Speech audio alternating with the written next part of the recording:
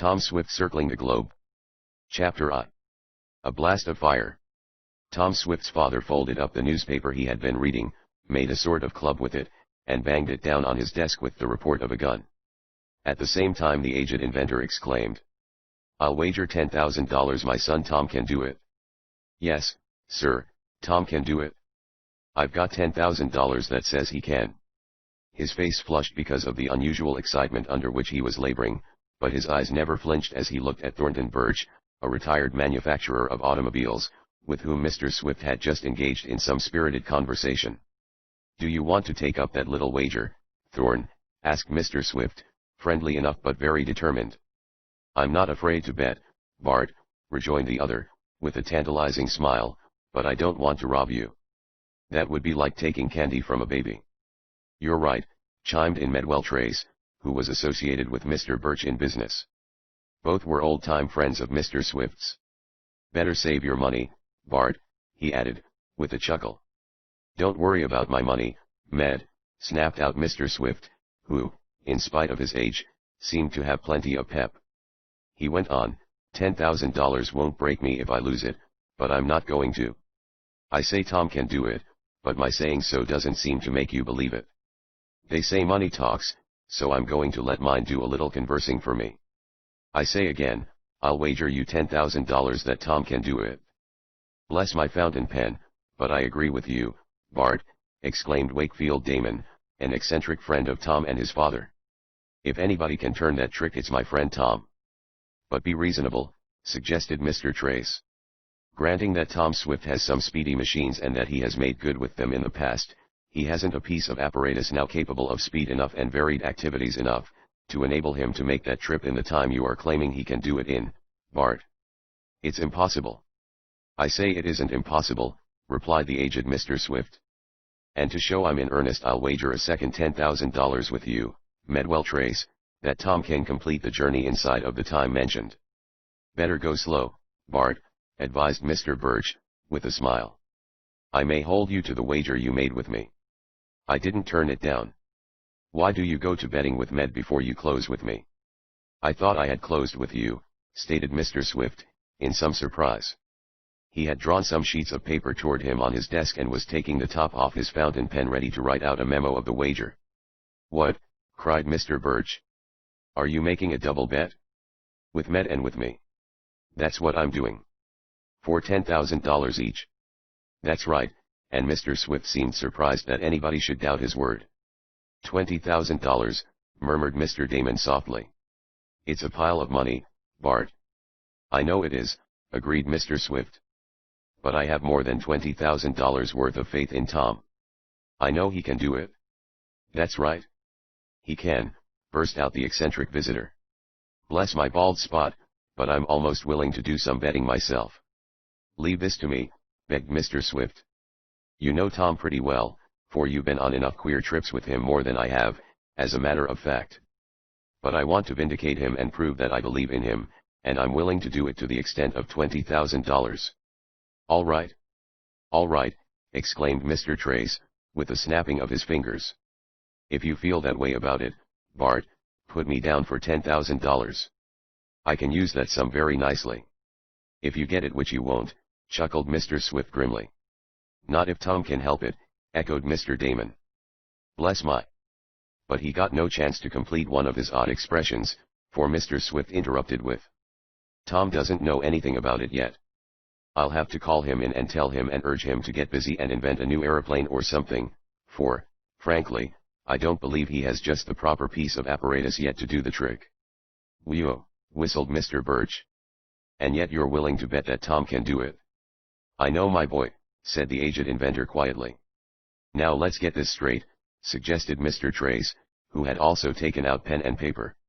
"You say, Swift, that the hero of Jules Verne's story, who circled the globe in 80 days, was a piker. I agree with you about that as far as the time consumed is concerned. With the perfection of automobiles, oil-burning steamers, and fast trains, the journey can be accomplished in much less time than Verne ever dreamed possible. But to say it can be done in 20 days flat is absurd." "Then $20,000 is absurd," retorted Mr. Swift. "And it's the first time I ever heard such a sum so designated." "Oh, we don't despise the money," chuckled Mr. Trace.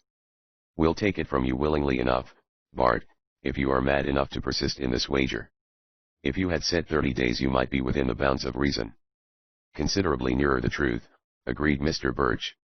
"The trip has been made in about 28 days, elapsed time, I believe." "But 20 days, Bart."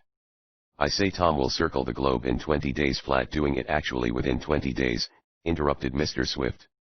"The only stipulation I make is that he can use as many and as different means of locomotion as he pleases, that is to say, aeroplanes, seaplanes, motor boats, steamers, or trains." "That's fair enough," stated Mr. Trace. "I'll just make a note of that. No use passing up $10,000, he added with a smile at his friend. "I'll never earn that sum any easier." "You mean I never shall?" said Mr. Swift. "Then this seems to be the state of the case," went on Mr. Birch, who had been busily writing. "I'll just run over this and we can all sign it if it strikes you as being the terms of the wagers." The two friends, Mr. Birch and Mr. Trace, had called for a friendly visit with Mr. Swift one day in the early summer.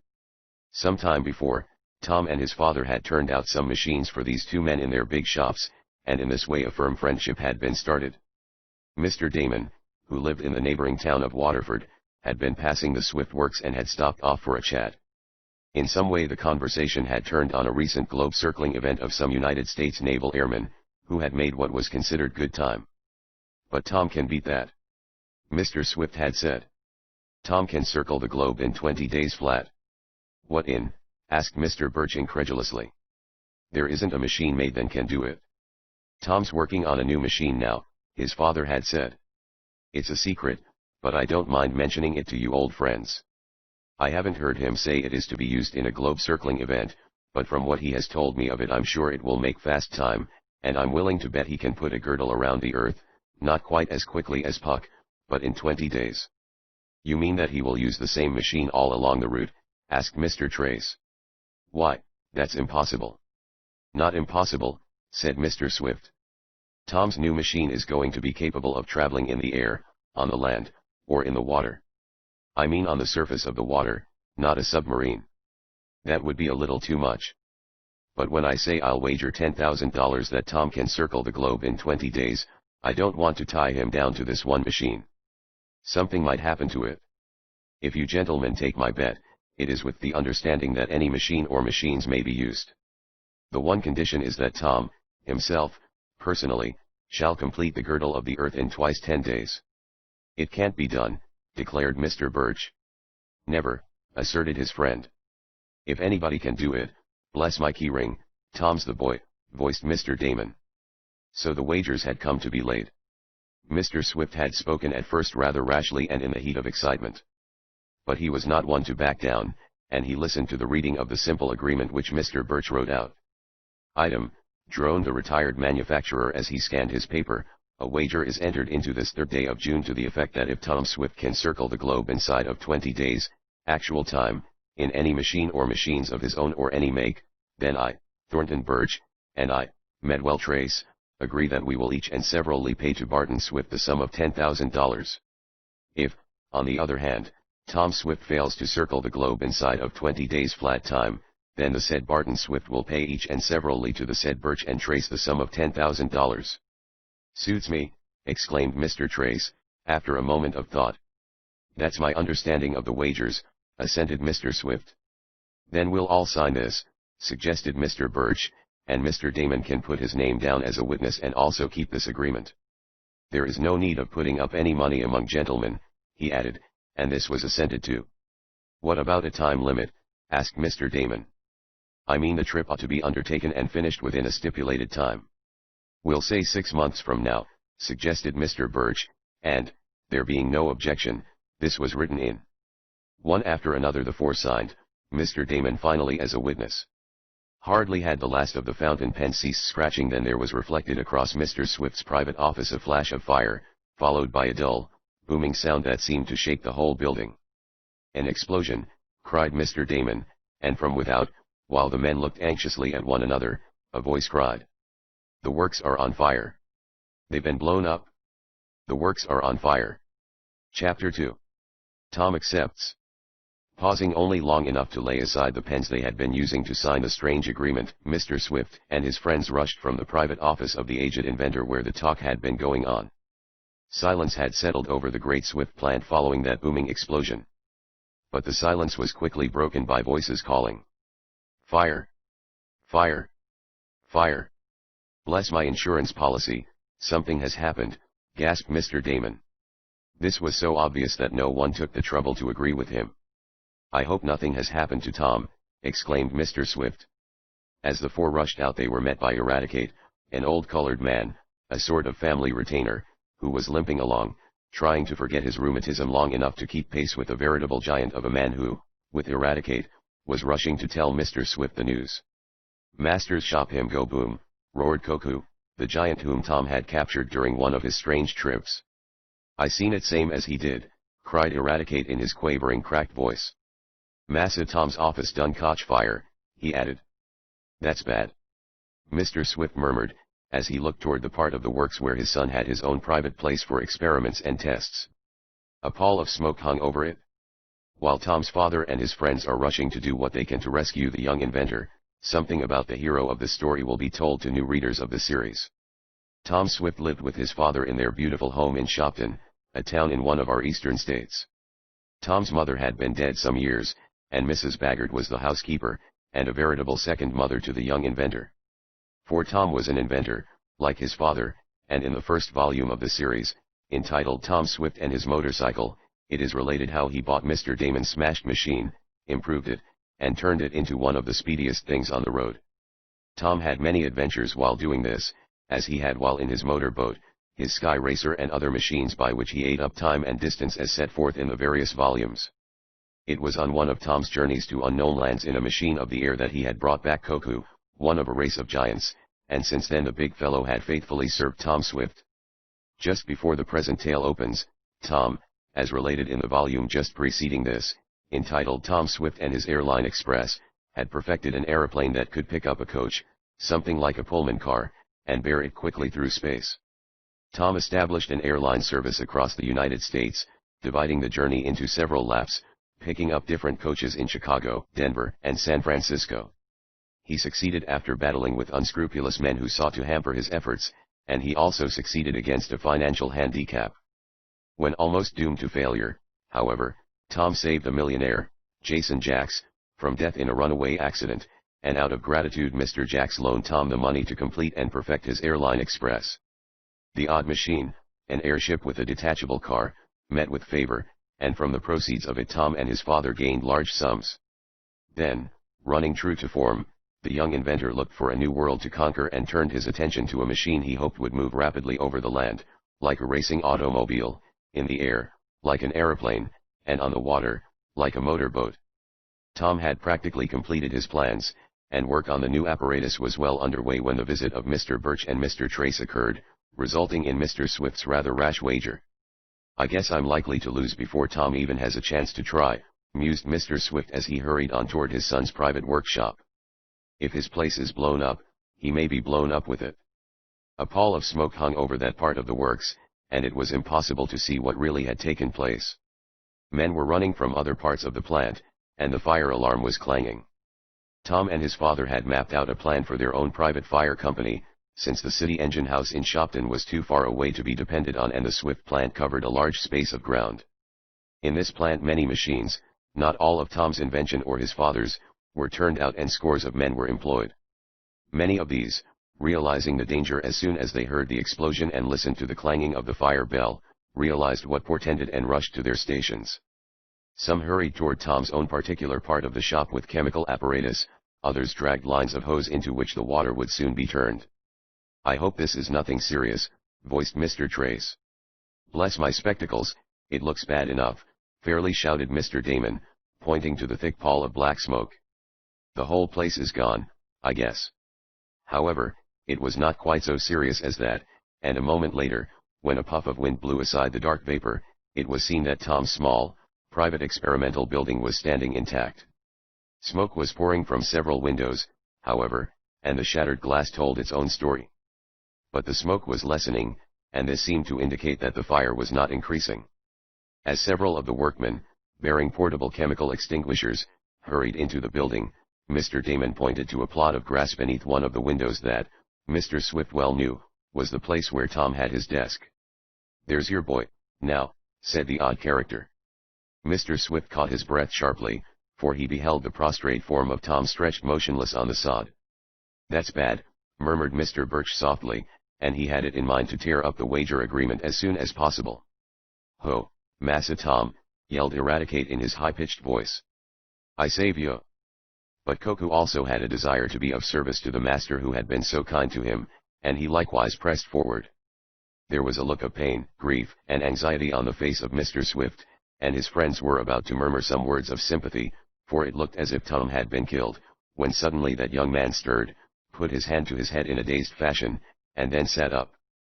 "Glory be," shouted Eradicate. "He am alive." There was no doubt of it. Tom Swift was not only alive, but he did not seem to be hurt. There were black marks on his hands and face, and his clothing was torn, also he was mud-stained where he had fallen into a soft spot on the turf. But he seemed not to be crippled or otherwise seriously injured. His first glance, after he had looked toward his father and the advancing friends, was to his shop, and when he saw smoke pouring from several windows he leaped up with a cry of alarm. But a moment later Garrett Jackson, the shop manager, who had been among the first to enter the building, came running out to call. "Fire's out. Not much damage done." "Thank goodness for that," murmured Mr. Birch. "What happened, Tom?" asked Mr. Damon, with the freedom of an old friend. "Sounded as if the place went up." "It pretty nearly did," answered the young inventor, looking at his smudged hands and then wiping his face, on one cheek of which appeared a small trickle of blood. "Have you got the fire under control?" he asked Mr. Jackson. "Yes," was the answer. "Don't turn on the water," he shouted as those in charge of a hose line were about to give a signal. "The chemicals are all we needed. The blaze didn't amount to much." "I'm glad of that," Tom was heard to say. "Are you sure you're all right, my boy?" asked his father. "Positive," was the quick answer. Sound in wind and limb, and Tom jumped about and executed a few side steps to show that he had not suffered. "I was mixing some chemicals," he added, "when something went wrong and I saw a smolder of fire that I knew would turn into an explosion in a few seconds more. So I stood not on the order of my going, but jumped out of the window instead of running to the door." "We were wondering why you were lying on that grass plot," said Mr. Damon. "I landed there when I jumped," explained Tom. "And I wasn't sure but what some of my clothing had caught fire, so I rolled over and lay on my face to protect myself. I couldn't get up right away, sort of stunned I guess." "What were you working on, Tom?" "That new triple traveler," asked his father, giving the name temporarily assigned to the strange machine that Tom hoped would go on land, in the air and in the water. "Well, not directly on that," said the young inventor as he walked toward his shop to ascertain the extent of the damage. "Yet it had to do with it. I was experimenting on a mixture to make gasoline more explosive. Not like ethyl gas, though," he added, "for I want mine to be more powerful but not dangerous." "Not dangerous," exclaimed Mr. Damon. "Bless my accident policy, don't you call a fire, an explosion, and having to jump through a window dangerous enough, Tom Swift?" "Yes. But I haven't got my new gasoline mixture perfected yet," was the answer. "When I do there won't be any fires or explosions." "Why did you think I might be working on the triple traveler, Dad?" he asked his father. By this time the fire in the young inventor's private building was practically out and most of the smoke had blown away. Tom and his father and friends entered, and Tom pointed to the table where he had been working. Some shattered retorts and glass tubes testified as to the explosion's power. Tom had been slightly cut by flying glass, but that was the extent of his injuries. "Well, I had the triple traveler in mind, Tom," said Mr. Swift, "because, just before you tried to blow yourself up, my friends and I were talking about round-the-world travel. And I guess I sort of made a foolish boast, Tom." "What was that, Dad?" "Why, I said, Tom, that you could circle the globe in 20 days actual time, nothing taken out for stops or anything like that." "In 20 days flat, Tom?" "Well, I guess maybe it can be done when I get my new machine perfected," the young inventor said, calmly enough. "It's got to be done, Tom, unless you want me to lose $20,000, said his father. $20,000? What do you mean?" "He wagered us $10,000 apiece," said Mr. Birch, indicating his friend, that you, Tom Swift, could circle the globe in 20 days. We say it can't be done. For a moment Tom Swift did not answer. His eyes roved to the wall of his office where a world map hung. Quickly Tom's eyes glanced along the 40th parallel of latitude, the most logical course to follow on a race of this sort. It can be done, said Tom quietly. You may take on those bets, Dad. I'll see that you win, and there was a determined air about him. I'll circle the world in 20 days, promised Tom. Bless my alarm clock, that's the stuff, cried Mr. Damon. A moment later a girl's voice out in the plant yard was heard excitedly asking for Tom Swift. Chapter 3. Into a nosedive. What happened? Is Tom hurt? Let me go to him at once, the voice exclaimed. A smile came over Tom's face. It's Mary Nestor, he murmured, and to the two visitors Mr. Damon explained in an aside. She and Tom are engaged. Lucky boy, murmured Mr. Birch as he caught sight of a pretty girl hurrying into the rather upset office. For the place was upset in spite of the comparatively small damage caused by the explosion and fire. Oh, Tom, are you hurt? Mary cried, hastening toward him, totally oblivious of all the others in the disordered room. I heard a rumor that your whole plant had burned and I came over as fast as I could. Well, Mary, went on the young inventor, with a smile, I'm glad to say that, for once, rumor got ahead of itself. Nothing very much happened. Just a few chemicals went off unexpectedly. But you're cut. Mary gasped, as she saw the blood on Tom's cheek. Oh. Just a scratch from a broken test tube, he explained. Then Mr. Birch, with a fine sense of what was fitting, said. Mr. Trace, since we have concluded our business here and have made arrangements for separating our friend Bart from $20,000, we might as well get out and. He did not say it, but the inference was obvious that he wanted to leave the two young people alone. Tom seemed to sense this for he said. Just a moment, please. I want to understand a little more about this wager. You'll understand it better when your dad has to take some of his big profits and hand over $20,000 to us, chimed in Mr. Trace. It was true that the Swift Company had been very profitable of late, thanks to some of Tom's inventions. But still I don't like the idea of losing 20,000, or even 10, said Tom, with a smile. And I don't intend to lose it, either, gentlemen, he concluded. I'm glad you are backing me up, Tom, murmured his father. How soon will the triple traveler be done? Tom looked at some plans on his desk, glanced at the world map and was about to answer when Mary broke in with. Is this a hold-up? Her smile took any menace from the words. It's just a little bet among three old friends, said Mr. Birch, with a chuckle, and our friend Tom is going to be the goat. I mean he is going to lose the race, he concluded. Not much I'm not, cried the young inventor, and when Mary looked a bit mystified Mr. Trace explained. We were discussing various means of travel, Miss Nestor, and the feat of Jules Verne's hero in girdling the earth in 80 days. That time has been brought down to about 30, but Tom's father declared it could be done within 20 days. That suits me, cried Tom. If you give me time to complete the making of my new machine I'll prove my father to be right. Good boy, murmured the aged inventor. Then you will have a part in this wager, suggested Mr. Trace. That suits me, went on Tom. Let me see what can I do with my share of $20,000, he asked musingly, and with a smile. But the smile faded when he looked at Mary's face and saw how distressed she was. Oh, Tom, she murmured, think how near death you were just now in the explosion. And now you are going to risk your life again in one of your strange machines. She bit her lips to keep back her tears, it seemed, and the young inventor, seeing that she was on the verge of a nervous alarm, quickly said. Don't worry, Mary. There's no danger at all. Wait until you take a look at my new triple traveler. Come on out and I'll show it to you. Tom did not invite any of the others into that part of the works whither he led Mary Nestor, and Mr. Damon and his friends had common sense enough not to intrude where, obviously, they were not wanted. Tom did not stop to wash his hands or face of the grime of the explosion, and he only wiped away the blood, which had now almost ceased to flow from the slight cut.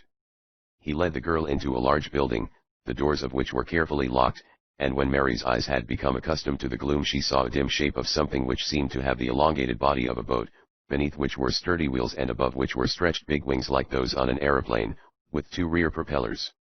This is really only a working model, Tom explained. A working model of what?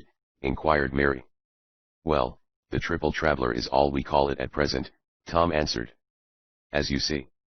I can't see anything much, interrupted Mary. Well, you'll see later, went on Tom. It's a secret yet and I have the windows shrouded. That's also why I keep the doors locked. No telling who of my enemies might try to sneak this new machine away from me. I've got to be careful. But when it's finished it will be one of the best things I have ever made. And are you really going to circle the earth in it, Tom? I'm going to try. There's no question but what I can do it. But whether I can do it inside of 20 days is another question. You don't mean to say you are going to try to win that foolish bet? I don't see how I can help myself, replied Tom. It may have been a bit rash of Dad to make it, but, now that he has, I must do all I can to help him win it. I owe it to my own reputation. It isn't so much a question of the money. Oh, dear, sighed Mary. What's the matter? I wish you weren't always chasing off on these wild trips, Tom. I don't go very often. And they aren't as wild as the ones I used to take at first, like those to the bottom of the sea, for instance. I haven't been on any for a long while, either. No. Not since last fall when you inaugurated the Airline Express, said Mary, a bit sarcastically. And look what a lot of danger you were in. But I came out all right and I made a lot of money, said Tom, defending himself. And now you're going around the world. Oh, dear, and Mary sighed dolefully. Tom looked at her sharply. He saw that she was laboring under the reaction of fear after having heard the false report that his plant was blown up. Look here, Mary, he said, I'm afraid you're losing your nerve. That will never do. Losing my nerve? Yes. I'll wager right now any flavor of ice cream you care to name that you don't dare take an aeroplane ride with me. I'll take you up, cried Mary, and she smiled. I'll show you, and she tossed her head. She often accompanied Tom on his trips in one of his smaller and less complicated aeroplanes, for Tom traveled this way on many occasions, to transact some business or to conduct experiments having to do with other machines. Then you'll take a sky trip with me, Mary. I surely will. I think it will do me good. I'm sure of it, said Tom, smiling. They went out of the partially wrecked office, Tom giving orders to have it cleaned up and his gasoline experimental apparatus put aside for future use. Tom next gave orders to have one of his Speedy double planes run into the flying field while he went to the house to wash and get ready for the trip with Mary.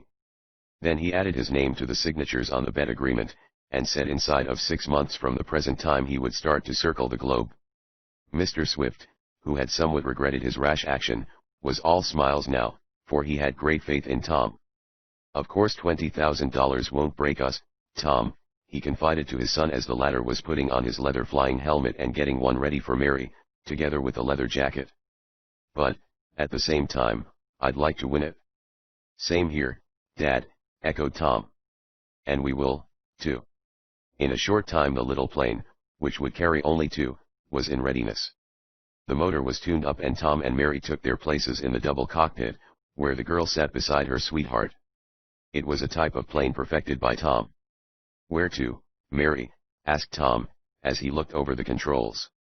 Oh, anywhere, she answered. I want to get away from everything for a while. Then maybe you'd rather go up alone, suggested the young man. I said everything, not everybody, and Mary's accent made the meaning clear, at which Tom laughed. He turned on more gas, there was a roar from the motor, the plane taxied across the field, and a few seconds later was soaring up toward the blue. I suppose you'll be traveling like this when you start on that I can't help saying it foolish trip around the world, Tom, said Mary. A lot faster, was his answer. You see, I've got to do 25,000 miles in 20 days. That's 1,200 miles a day. Counting 12 hours to a day on the average, that's 100 miles an hour. But of course there will have to be stops, forced, or others, and so practically I'll have to double that rate and make it 200 miles or more of flying every hour. Can you go that fast, Tom? Faster, I hope. I just read of a Navy seaplane that did 256 miles an hour. I'm going to better that record if I can. Just wait until I get the new triple traveler finished. I hope it doesn't finish you, Tom, said Mary. He leaned over toward her. By a new muffler attachment on the engine, the roar of the exhaust was deadened and it was possible to talk without shouting. Love-making can never be carried on in shouts, as you know well. On and on flew Tom and Mary, the little plane gaining speed and height each minute. They were soon up above the clouds, flying fast. "You're a good traveler, Mary," said Tom. "How'd you like to come along on the world-circling jaunt?" "In some ways I'd like it. I could make sure you were safe," she said with a smile. "But I'm afraid I can't manage it," she added, as Tom gave her hand a squeeze. To do this he had to release one of the levers he was manipulating, and when he again shifted it there was a peculiar sound. "What's that?" cried the girl. Tom Swift did not answer, but began frantically manipulating the controls. The plane was acting in a peculiar manner. Even Mary, with her inexperience, realized that. "Is anything wrong?" she asked. "I'm afraid there is," Tom answered with a grim tightening of his jaws. "We seem to be going into a nosedive." Hardly had he spoken than the plane tilted forward and plunged toward the earth at frightful speed. Chapter 4. Just in time. Tom Swift had been in dangerous situations before with aeroplanes and other machines of his invention. He had more than once been close to death, and he knew that the only way to get out of a tight corner was to keep his head. Now he did not so much fear for himself as for Mary. "Is there any danger?" asked the girl, who had sense enough to sit quietly in her seat and not grab Tom's arms or interfere in any way. "Yes, there is danger," the aviator answered quietly, as he kept at his task of trying to straighten out the plane. "If I can't bring her up, we're likely to crash." Beyond a gasp of her breath and a look of terror in her eyes, Mary showed no signs of the fear that was within her. Yet she was terribly frightened, for Tom as much as for herself. "Come up here," cried the young inventor, speaking to the plane as he might to a horse. He adjusted the levers, pulled back on the one that tended to raise the forward edges of the plane to tilt her nose, and he tried to get the elevation rudder up. But in the end he had to admit that he was beaten. "She won't come up," he gasped. "Then we'll have to crash," murmured Mary. Tom nodded hopelessly. He reached over and began loosening the buckle of the girl's safety belt before unfastening his own. "The only thing to do is to jump when I give the word." "Is there no chance of saving the plane, Tom?" "I don't believe so, Mary. But I'm not worrying about the machine. I can make another. It's you." Tom put his arm around her and she leaned close to him. The machine was dashing downward now at terrific speed, and on a dangerous slant that meant the nose would strike the earth first, driving the engine back upon those in the cockpit. The motor had stopped, whether having been cut off by Tom or because of some defect Mary did not inquire. "Leap clear when I tell you to," said Tom, as he made one more fruitless effort to straighten the plane out so he could pancake down instead of hitting on the nose. "You go out on that side, Mary, and I'll go on this." "If there was only some water for us to land in," murmured the girl. "If we were only over Lake Carlopa instead of having to jump on the hard ground, it wouldn't be so bad, Tom." "I'm heading for Jameson's cranberry bog," the aviator answered, pointing to a marshy place just ahead. "It will be a softer place to jump on than the fields or in the woods. I hope we can make it." Nearer and nearer the earth the plane was descending. In a few seconds more it would be all over, and the machine would crash itself into a mass of tangled wreckage, while the bodies of Tom and Mary it was terrible to think of. "Shall I jump now?" the girl asked as she leaned over the edge of the cockpit and saw how perilously close the earth was. "Just a moment," said Tom. "Wait." He made one last attempt to straighten the plane out, pulling on the lever with all his force. To his joy and surprise it yielded where before it had held firm. Back it came to the last notch and, with a suddenness that was like the quick stopping of a falling elevator, the plane flattened out on a level keel just as it started over the big cranberry bog, part of which was flooded with water.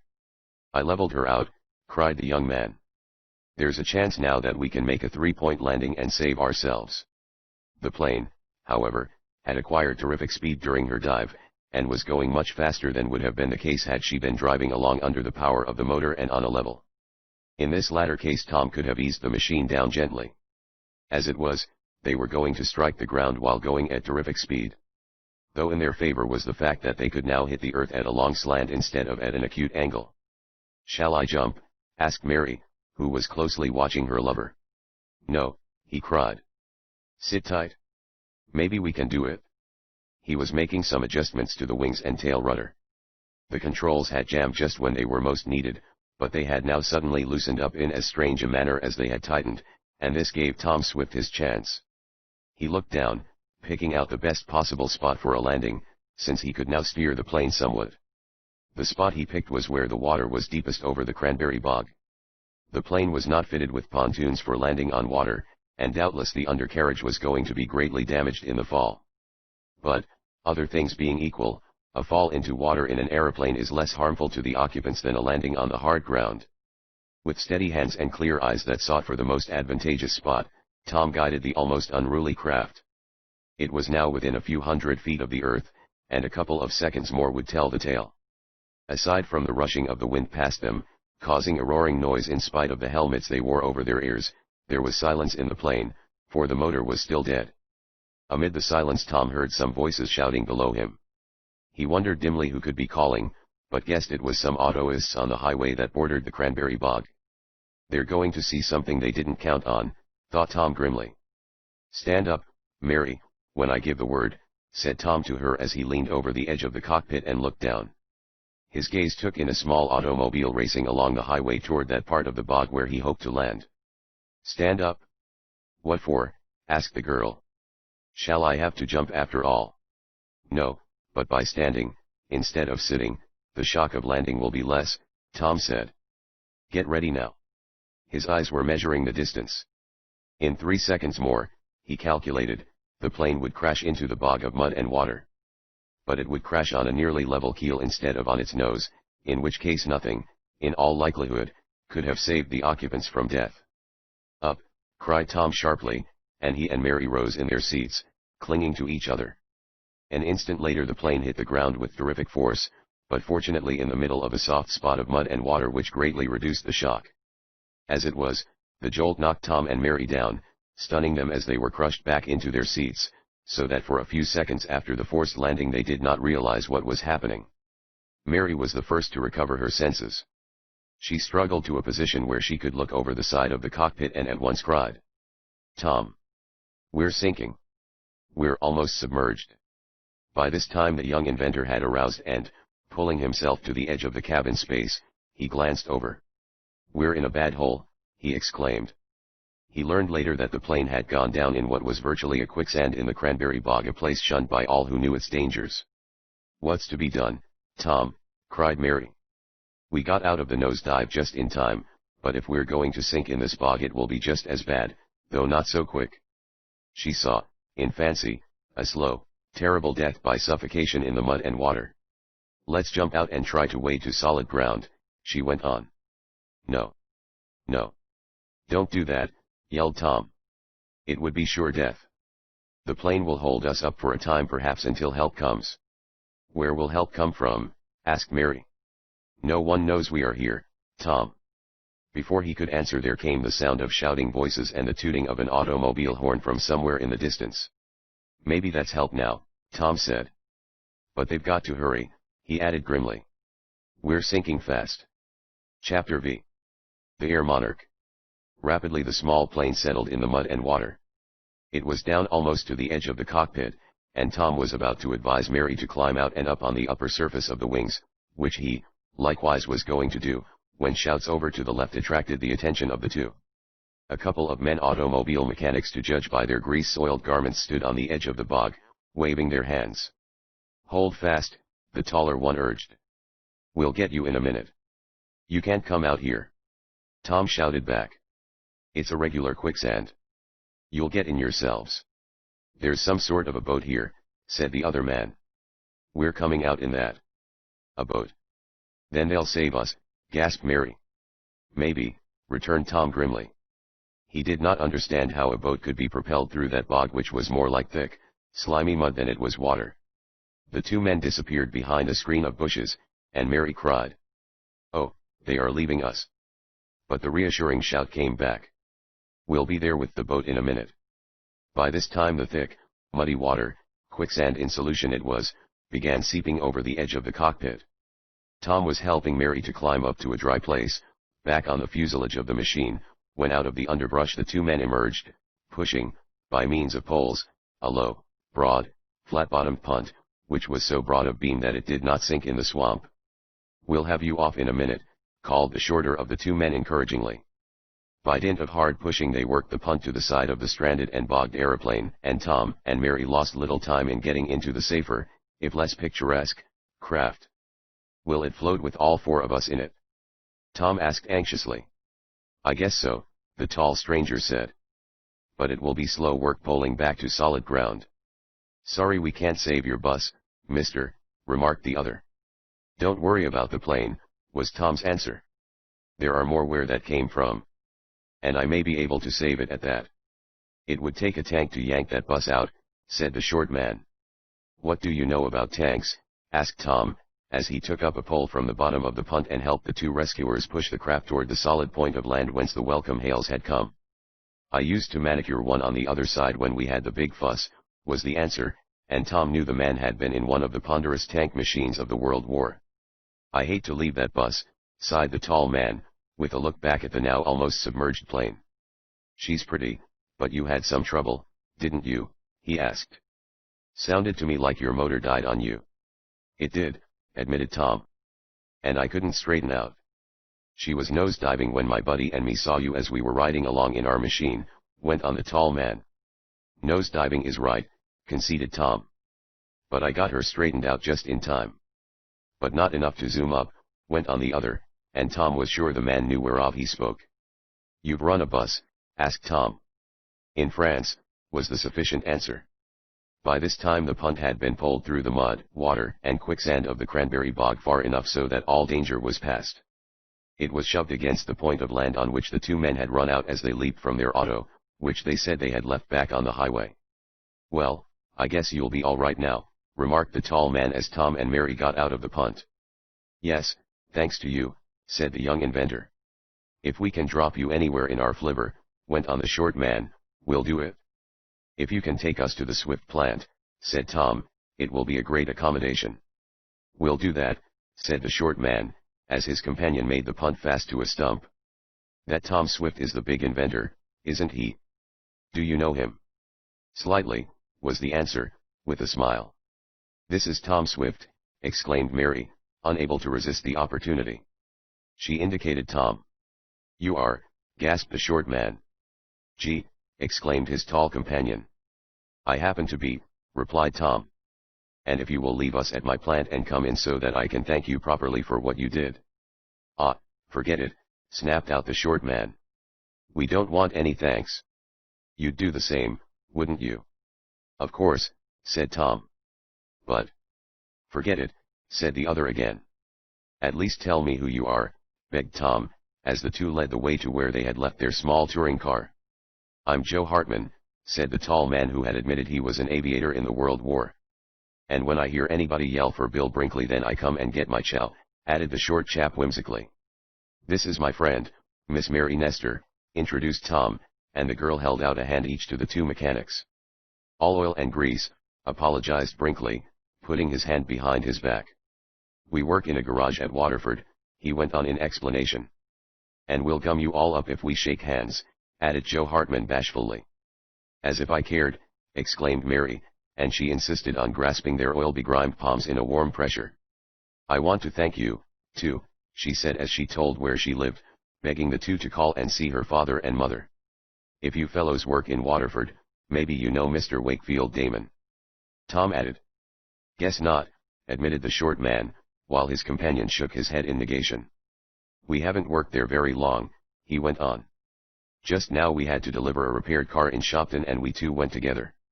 I drove this flivver," he added with a kick at one of the tires, "so I could bring Joe back." "Well, it's a good thing you happened to be where you were," said Tom. "And I wish you'd come and see me sometime," he added as the little auto was headed for his plant. "Maybe we will," was all the two would promise when, a little later, they let Tom and Mary out at the office entrance and then drove on. As the accident to the plane had happened several miles from Tom's plant, neither his father, Mr. Damon, nor the two wagering friends, Medwell Trace and Thornton Birch, were aware of it. Not until Tom and Mary came in, somewhat spattered by mud, and told of their experience was anything known of it. Tom sent Mary home in an automobile and dispatched some of his workmen with a big truck and long ropes to see if it was possible to get the little plane out of the swamp. "And now," said Tom, as he finished washing off some of the grime, I'm going to get seriously to work and help Dad win that $20,000. Tom Swift had made a start on his new machine some time before. He had conceived the idea of a craft that was at once an automobile, a motorboat, and an aeroplane, and though his father had at first been doubtful and some of the mechanics who worked on it openly skeptical, Tom had persisted, and now the craft was well on in the process of manufacture. A model had been made, and though at first it would not work, Tom had kept improving it until it was perfect. The only thing that disappointed the young inventor was that it was not speedy enough, and he was looking for fast performances, not only in the air but on land and water.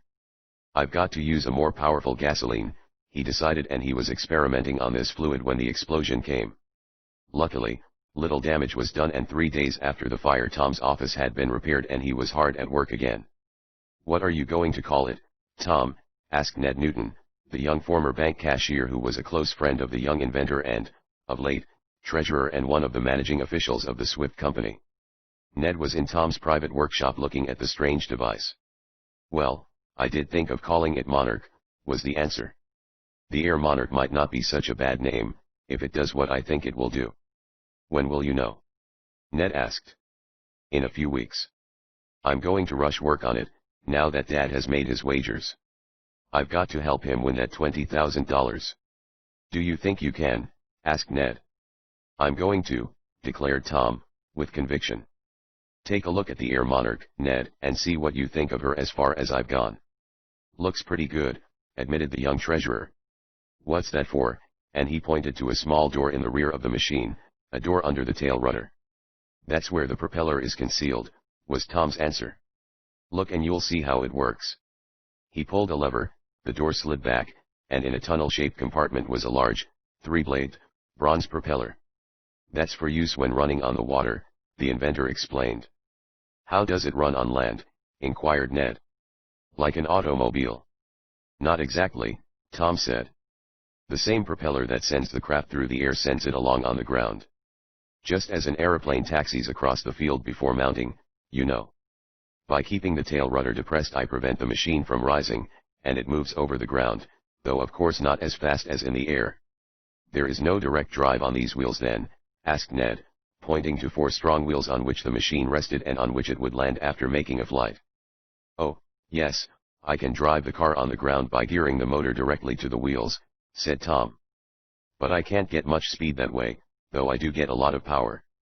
And in front here." But Tom suddenly stopped his explanations and looked toward the door of his private shop. The knob was turning in a stealthy manner. Chapter 6. Kicked out. "What's the matter?" asked Ned Newton, who was very much interested in Tom's new machine. Ned had gone on air trips with his chum before and, having heard of the wager and now seeing the Air Monarch, it is not at all unlikely that Ned had visions of another strange journey. "Anything wrong?" went on Ned, as Tom did not answer, but continued to stare at the door. "There may be, I'm not sure," was the answer in a low voice. "Wait a minute." Tom tiptoed softly to the door, opened it suddenly, and then uttered an exclamation of disappointment. "What's the matter?" asked Ned again. "He skipped," answered Tom. "Who?" "The fellow who was outside that door trying to overhear some of my secrets and find out about the Air Monarch," was Tom's answer. "Spies!"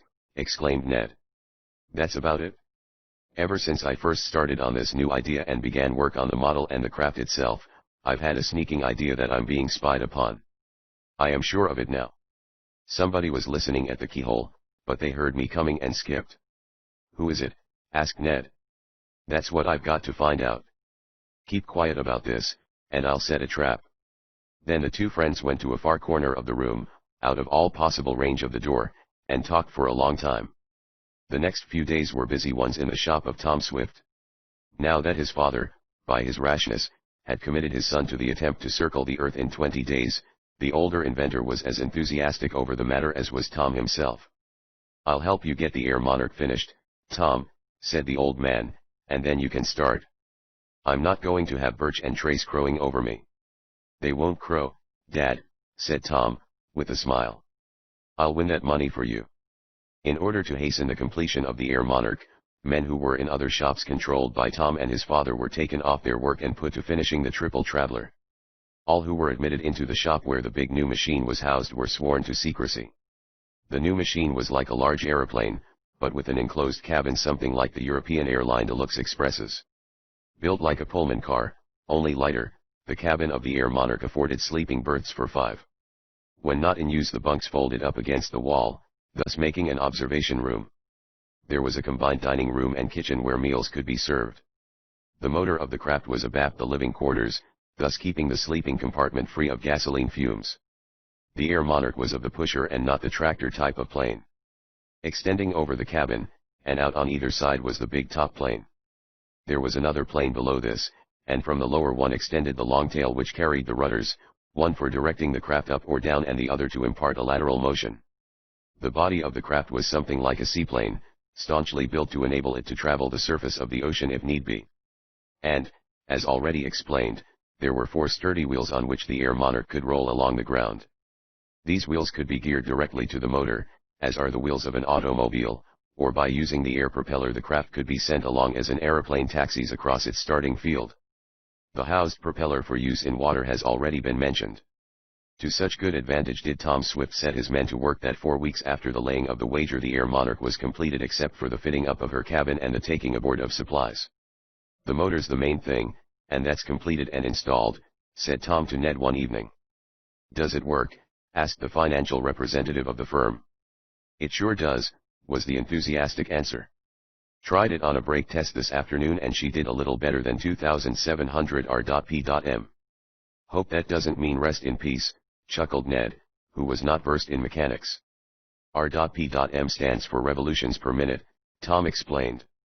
"And when I tell you my new motor did more than 2700 it's going some. That motor will rate better than 690 horsepower. "Yes?" asked Ned, politely enough. "Yes, you big boob," cried Tom with good-natured raillery. "Why, don't you understand that the best performance a naval seaplane ever did was only 2700 rpm, and they couldn't get more than 685 rated horsepower out of their V-type motor? But at that they made 256 miles an hour," said Tom with respect. "Who did?" asked Ned. "The United States naval flyers," Tom replied. "I'm ashamed of your ignorance," he chuckled. "Think of it, 256 miles an hour. If I can equal that record, and I think I can, I'll win the $20,000 for Dad with my hands down." "Let's see," said Ned musingly, and he began doing some mental arithmetic. He was good at this. The distance around the Earth, say at the 40th parallel of latitude, is, roughly, 25,000 miles. At the rate of 256 miles an hour, or say 250 to make it round numbers, it would take about 100 hours, Tom. 100 hours is, roughly, 4 days, and you've got 20. Why, say. Look here, you enthusiastic Indian, yelled Tom, playfully mauling his chum's hair. You can't fly one of these high-powered machines for 100 hours straight. They'd burn up. You have to stop now and then to cool off, take on gas and oil, make adjustments, and so on. "I thought you were going to do continuous flying," objected Ned. "I'm going to do it as continuously as possible," was Tom's reply. "But I'll need all of 20 days to circle the globe. There will be accidents. Storms may force us down, and you may want to stop and inquire into the financial system of the Malays." "Me?" queried Ned. "Am I going?" "You sure are," was the answer. "You're going to be official scorekeeper. Dad needs that $20,000. "Yes, sir, you're going, and it's about time we began to make serious preparations to start. You won't back out, will you?" "No, I guess not," Ned said. "Who else is going?" "Mr. Damon." "Well, he wants to go," said Tom, "but he's afraid his wife won't let him. Dad is too old, of course. But I'll need 3 good mechanics, besides myself. With you that will make 5, just enough to fill the cabin nicely. Come on out and take a look at the boat." "Going to take along plenty to eat?" asked Ned, as he and his chum went across the now dark shopyard toward the brick building that housed the newest creation of the young inventor. "Oh, sure," was the response. "But we won't have to stock up very heavily. You see, we'll make several stops on the way." "Just what are your plans?" Ned wanted to know. "Well, I thought of starting from around here, or, possibly, from the vicinity of New York," Tom answered. "You see, there's a possibility of a race. A race to circle the Earth. Yes. The papers have got hold of this wager of Dad's. I think Mr. Damon, in his enthusiasm, spilled the beans, and there is some talk of a National Aero Club taking the matter up. A paper or two has mentioned that such a trip will greatly advance the science of flying, and there may be a big prize offered for the winner of the race, the one who makes the best actual time around the world. Then you're likely to win considerable money, suggested Ned. If the plans are carried out, yes. But I'll be satisfied to win that $20,000 for Dad. It will just about make me come out with an even break. An even break? Yes. This machine will cost me around $20,000, said Tom. Of course, I'll be out my expenses, but then Dad got me into this thing unthinkingly and I'm going to see it through. But if someone offers a prize and I can win it, I'll have that much velvet. It's a bigger thing than I thought, Ned stated. I hope you won't be disappointed in your craft, Tom. I mean, I hope it will work. It will work, I'm sure of that, said the young inventor. Of course, whether I can eat up the miles and actually get around the world in 20 days remains to be seen. But I'm going to try. The two were at the workshop now.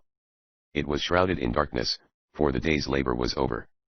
Stand still a minute until I turn on the lights, Tom said, as he opened a little side door and stepped in, leaving Ned to follow. It's as dark as a pocket in here. Ned could hear Tom fumbling for the electric switch. Then, just as the light was turned on, there came, from the other side of the big shop and back of the Air Monarch, a clicking sound followed by a scream of pain. What's that? Cried Ned. I think it's my sneak trap, answered Tom. I hope I've caught him.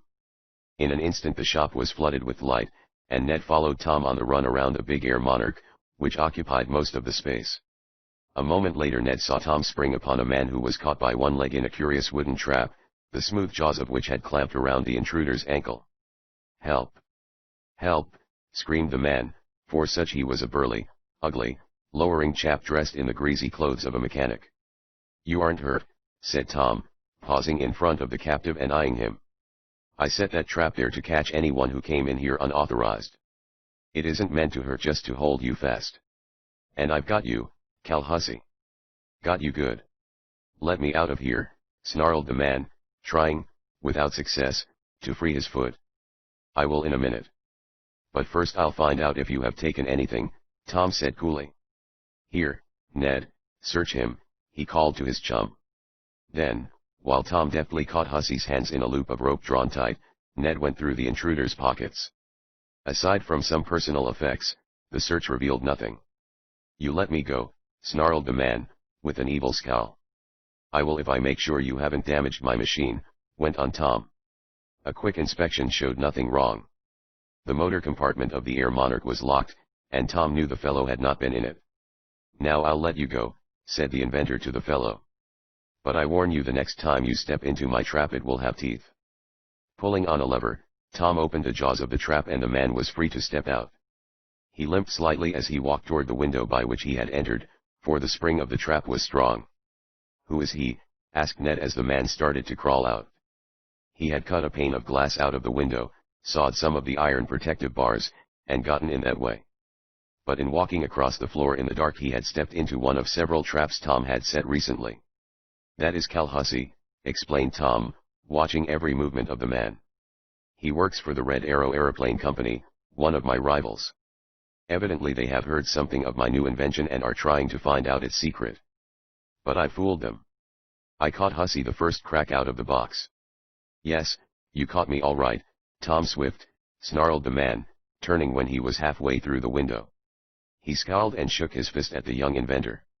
You caught me, but I'll catch you next time. This threat seemed to enrage Tom. He rushed at the fellow just as Hussey cried again. It will be my turn next time. Tom raised his foot and planted a well-directed and richly deserved kick on Hussey where it would do the most good. Like a football dropping over the crossbar, the intruder went tumbling over the windowsill, to fall heavily to the ground below. He grunted, uttered some strong language, and then, as he ran off down the road in the darkness, he called back. You'll be sorry, someday, you did that, Tom Swift. You'll be sorry. I'm sorry now that I didn't kick you twice, cried the angry inventor. Chapter 7. Struck down. What's the idea, Tom? Asked Ned when his chum had returned to the middle of the big, barn-like room where he stood in front of the Air Monarch, contemplating the powerful machine. "What's the game?" "A dirty game," snapped out Tom Swift. "This Red Arrow gang has been trying to sneak around and discover some of my secrets for a long time. This is another attempt. Hussey has been here before. But I don't think he'll come again," added the young inventor grimly. "Are they trying to do you out of this new contrivance?" asked Ned. "I don't know that they are specifically after this," stated Tom. "They'll steal any new invention they can. But from the fact that Hussey was in here, I judge they must have heard something about the Air Monarch and they want to get an idea of how she's made. I suspected they might try something like this, and so I set several traps." Hussey happened to step into one, and taking Ned to the various windows, Tom showed other devices to nab intruders. Going over the machine and making an examination of the workshop in company with Ned, convinced Tom that Hussey had been caught before he could do any damage. "But from now on I'll have to be doubly careful," Tom declared. "And if I see Hussey around here again," he did not finish, but it could easily be guessed what would happen. From then on it became increasingly difficult for strangers to get near the Swift plant. Eradicate and Coco were kept on guard in the shop where the Air Monarch was housed, and Mr. Swift, with a smile, said they at times even looked on him with suspicion. But the days passed and the big machine was practically completed, and then came a trial flight which was successful.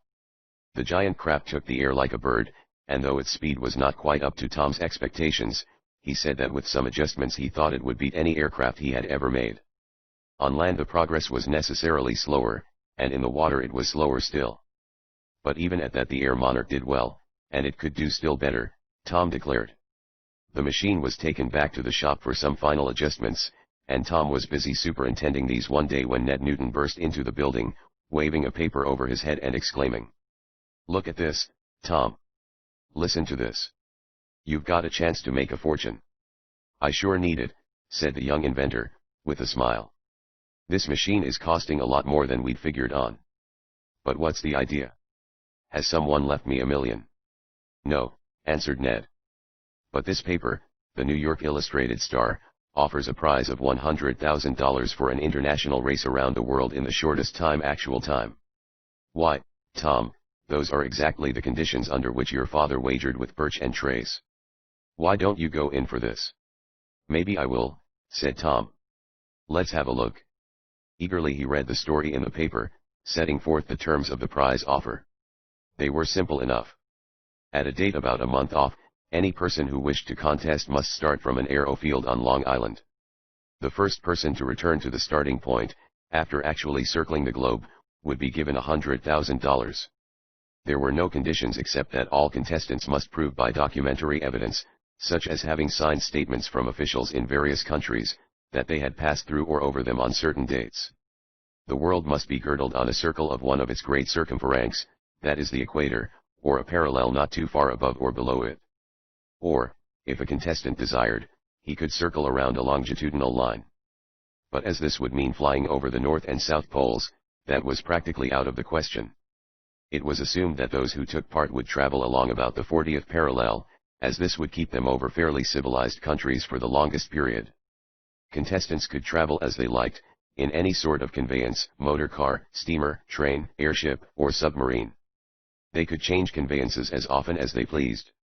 The sole requisite was that they must come back to the starting point, after traveling completely around the earth, and they must prove that they had done it. "This suits me," exclaimed Tom, as he read the conditions.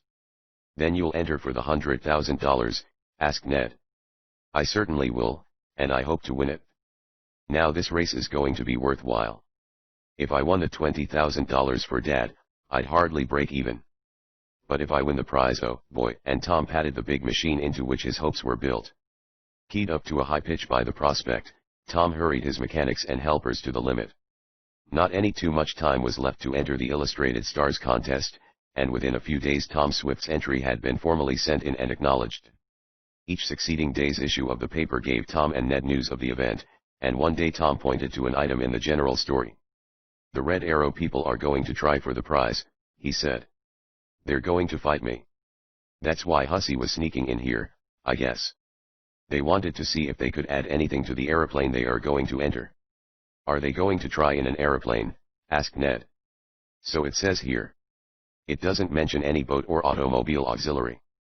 Tom had been obliged to describe the method he proposed to follow in the world race, and of course it was publicly known now that he would try in a combined automobile, motorboat, and aeroplane. Aside from some hydroplanes, which of course can skim along on the surface of the water, as well as soar over land, Tom's was the only machine of more than a single ability. Many of the contestants, of which there seemed likely to be plenty, at least at the start, were going to make the attempt by special steamers or trains, for not a few wealthy globetrotters entered the contest for the big purse. It lacked about a week of the time of the start of the international race when one morning Tom Swift received a telegram. It was signed by a name he did not at first recognize, that of Armneus Peltok, and read: "If you are going to enter international world race, I shall be honored if you will take me with you. I speak all civilized languages and some uncivilized, and am also an aircraft mechanic. Reference the National Aero Club." "Another crank," murmured Ned. "I don't know about that," voiced Tom. "It's worth looking up.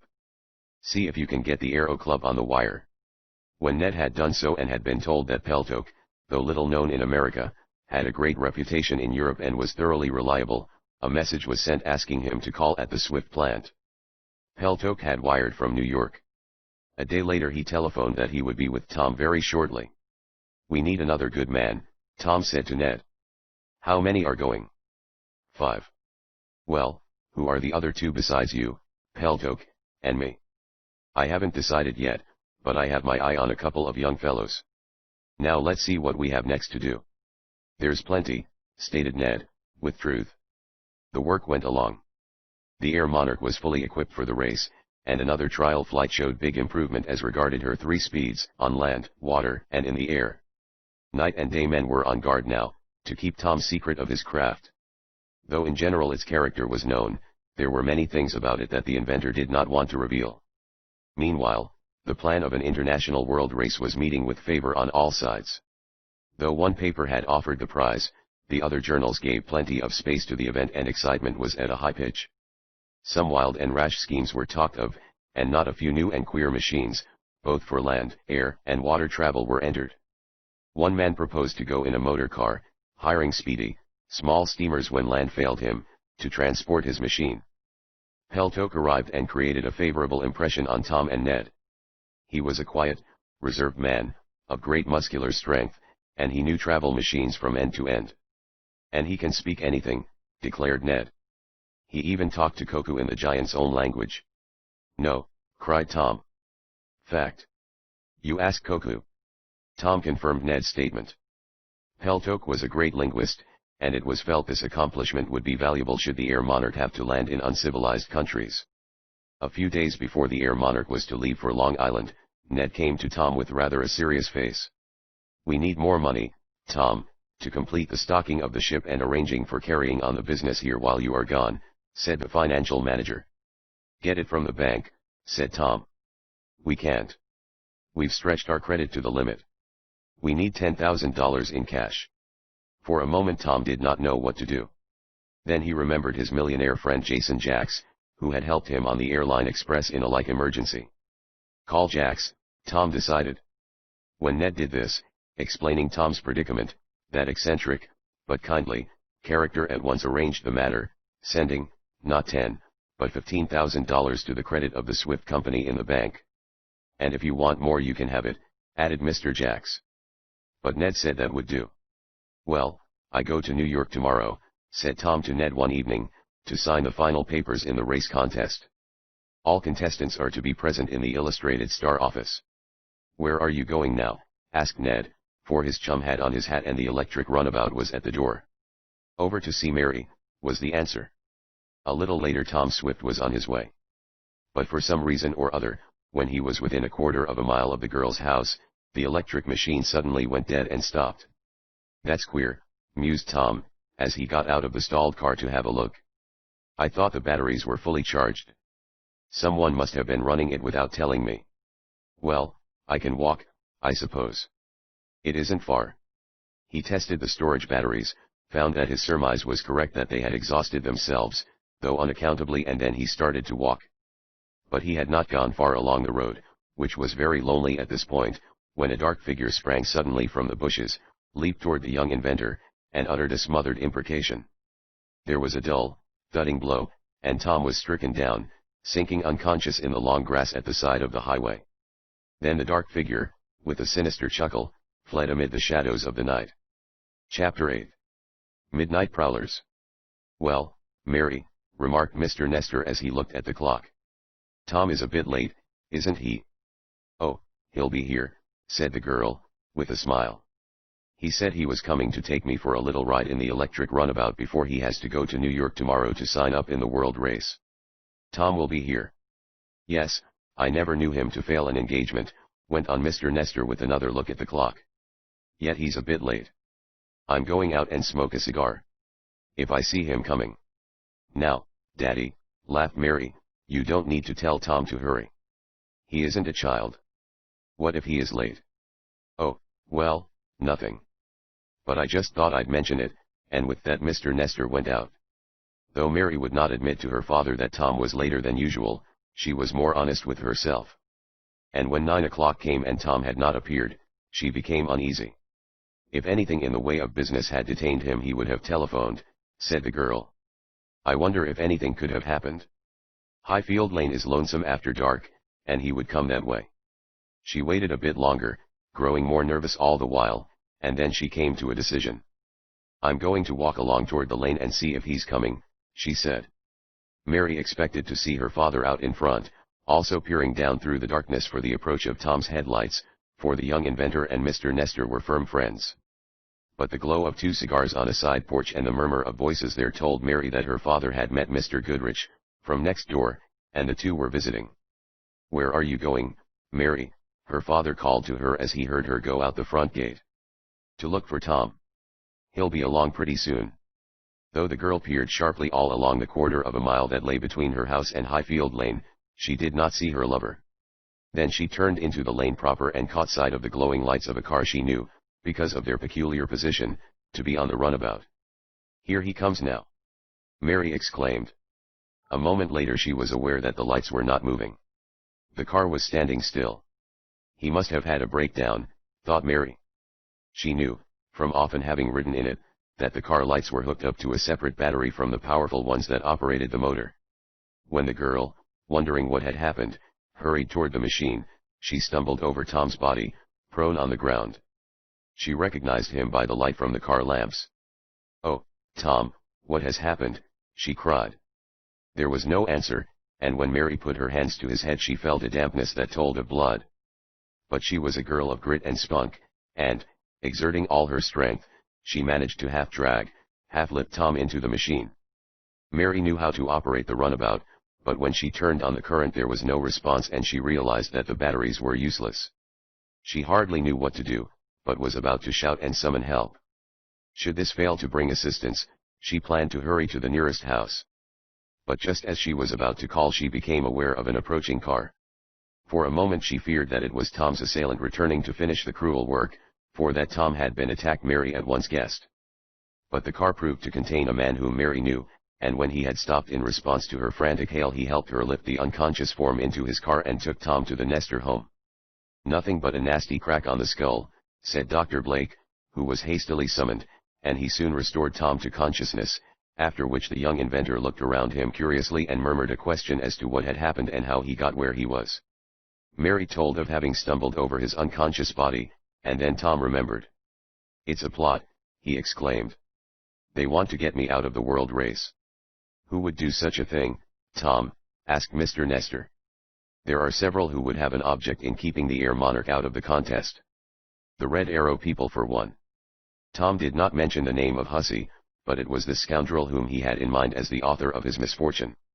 He had not seen, and had only faintly heard the noise of the man emerging from the bushes, for Tom had been struck down very suddenly. But he strongly suspected the man who had been caught in the wooden trap. Tom's strong constitution and his robust health enabled him to recover quickly from the blow, which had been a glancing one, and by midnight he was able to proceed back home. Mary insisted that she and her father accompany him in a taxi, and Tom was glad of the company.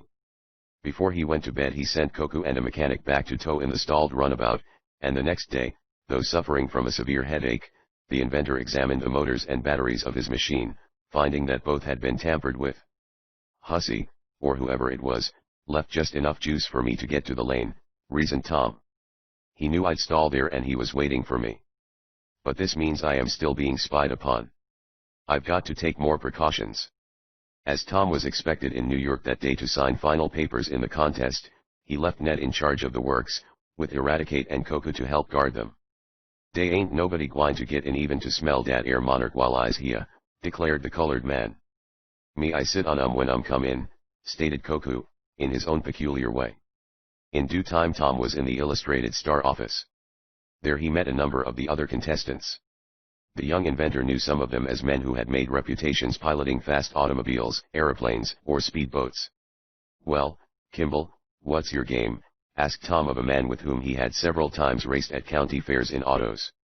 "Tom, I've got 'em all beat, including you," declared Jed Kimball, with a good-natured smile. "I've got an air hydroplane that's a wonder. If I don't circle the globe in 15 days I won't take a cent of the $100,000. "Yes, you won't." Tom chuckled. He turned to Bob Denman, a rich and sporty young fellow who had been in several balloon and aeroplane accidents. He loved sport for the sport of it. "Well, Bob," asked Tom, as he shook hands with him, "are you going in for it?" "I sure am." "Balloon or skyplane?" "Neither, Tom. I'm going by special trains and steamers. I'll be back on the starting field waiting for the rest of you fellows to come and have lunch with me after I win that 100,000. You can boast all you like about fast motors, speedboats, and aeroplanes, but I'm going to go by regular lanes of travel. I've chartered 5 steamers and 10 special trains to take me around the world. There won't be a minute of delay, and I'll finish as fresh as a daisy." "If you finish at all," laughed Tom. "Who's that?" he asked, pointing to an eccentric man who was nervously pacing the office while waiting for the newspaper officials to get the papers ready for final signing. "Some Professor Modby," was the millionaire sport's answer. "He's going in a new dirigible that uses a gas he claims he can make out of burning weeds, rotten potatoes, or apples and, on a pinch, from green grass." "He must be crazy," murmured Tom. "Well, he's got a queer-looking machine," stated Bob. "He showed me some photographs of it. Looks like a combination of one of your airline expresses and the Los Angeles." "Guess I haven't much to fear from him," thought Tom, for he knew how the big dirigibles suffer in stormy weather. In a room opening out of the main one where the various contestants were gathered, a self-important sounding voice was saying, "Yes, I agreed to all your terms, and I want to add one of my own. That part of the prize money be devoted to charity. The concern I represent doesn't need the cash. It is only going in to encourage others. So I would stipulate that part of the prize, which we expect to win, must go to charity. If you win the 100,000, Mr. Kilburn," stated Mr. Elliot, the managing editor of the Illustrated Star, "you may give it all to charity if you wish. But we cannot now, at this late hour, stipulate that. The prize will be paid in cash to the winner, and he may do as he pleases with it. Now if you will come out with the others we will sign the final papers." "Kilburn," muttered Tom to Bob Denman. "Is that Dan Kilburn of the Red Arrow concern?" "That's the bird," assented Bob. "He's been fussing around here all morning, telling what a wonderful new hydroplane he has. Named after the company Red Arrow. He says he's going to burn up distance with it." "Let him try," returned Tom, and then he caught a nod from the boastful Kilburn, whom he knew slightly. "I'd like to ask him how much his tool hussy told after his midnight visit to my shop," thought Tom. But he did not want to start any unpleasant altercations in the newspaper office. Dan Kilburn was an ace of the World War and had done well in France and had proved himself a brave man. After the end of the conflict he had gone into air racing, and since affiliating himself with the Red Arrow concern there were ugly stories going around that he was not fair to other contestants in sky races. Several other pilots had more or less openly accused Kilburn of banking so close to them as to endanger their planes. But Kilburn only laughed this off. "If he tries any trick with me," muttered Tom, "I'll show him where he can get off, and I won't provide a parachute, either." The terms of the contest were explained by Mr. Elliot, all present agreed to them and the final signatures were affixed. The start was to be made that day a week, from a large field in Long Island, whence all must start at once. From that field the air machines would take off, and those who were to cover the first leg of their journey in watercraft must leave the field in autos which would convey them to the docks where their boats or hydroplanes were moored. "Time will be counted as soon as the cannon is fired on the starting field," said Mr. Elliot. "Contestants can travel in any way they choose, and the one back on the field in the shortest actual time, with proof that he has really circled the globe, will win. Now then, gentlemen, I wish you all the best of luck. Tom hurried back to Shopton. There were still some things to do on and about his craft, but a few days later all would be in readiness for the start. In order to get a chance to tune his craft up a day or so in advance of the actual start from Long Island, Tom planned to fly there and wait until the signal cannon was fired. "But who are going to be the others of your crew?" asked Ned the day before the start for Long Island. "You said there would be 5, but you, Peltoke and I are only 3. Is Mr. Damon going?" "Bless my parachute, I wish I was," exclaimed the eccentric man. "I'm going to put a big bet down on you, Tom, but I can't go with you." "Why not?" asked Ned. "My wife won't let me. She says it's too dangerous for an old man." "Good night." "I'm not old," asserted Mr. Damon. He certainly was not, in spirit at least. "I've got 2 young fellows who will form the others of the crew," Tom said as Mary Nestor came to where he and Ned were standing. For there was to be a christening ceremony and Mary was to break a bottle of ginger ale on the sharp nose of the Air Monarch. "There they are now," he added, as 2 figures approached. "Why, Tom," exclaimed Mary as she saw them, "those look like the 2 men who rescued you and me when the plane almost took a nosedive into the cranberry bog." "They not only look like them but they are those lads," chuckled Tom as he introduced Joe Hartman and Bill Brinkley to Ned. They nodded and smiled at Mary. After the rescue Tom had made some inquiries about these automobile mechanics and, learning that Hartman had been an efficient flying man in France while Brinkley had managed one of the big tanks, Tom concluded they were just the men he wanted. Accordingly, he had engaged them, much to their delight, and they were now ready to set off on the trip around the world. They went into raptures over the mechanical perfection of Tom's latest machine. "Well, Mary, I guess it's up to you," said Tom a little later when the invited guests had all assembled. "Do your stuff." "What do you mean, Tom?" "I mean christen my bus." "Are you going to make a speech?" "I am not," was his hasty reply.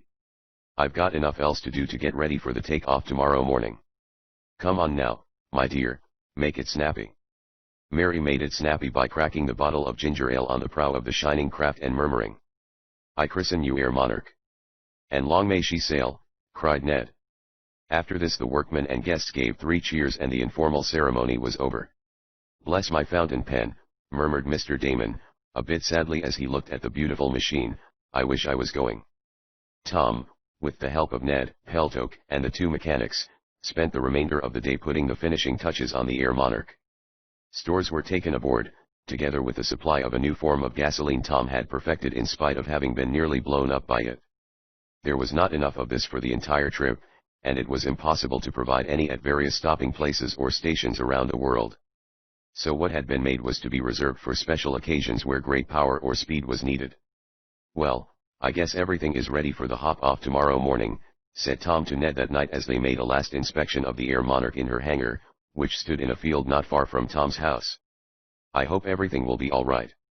"It won't be your fault if it isn't," stated Ned. "But if any little thing wrong develops you'll have time to tinker with it on the Long Island field, won't you?" "Oh, yes. But I don't like these last-minute repairs. I'm hoping I shan't have to make any." "Same here," murmured Ned. Tom and Ned were sleeping in adjoining rooms, and it must have been some time after midnight that they were awakened by hearing a commotion in the hangar where the Air Monarch was kept. Several shots were fired, and Koku's booming voice could be heard saying, "Master! Master! Come! Bad man try to break in."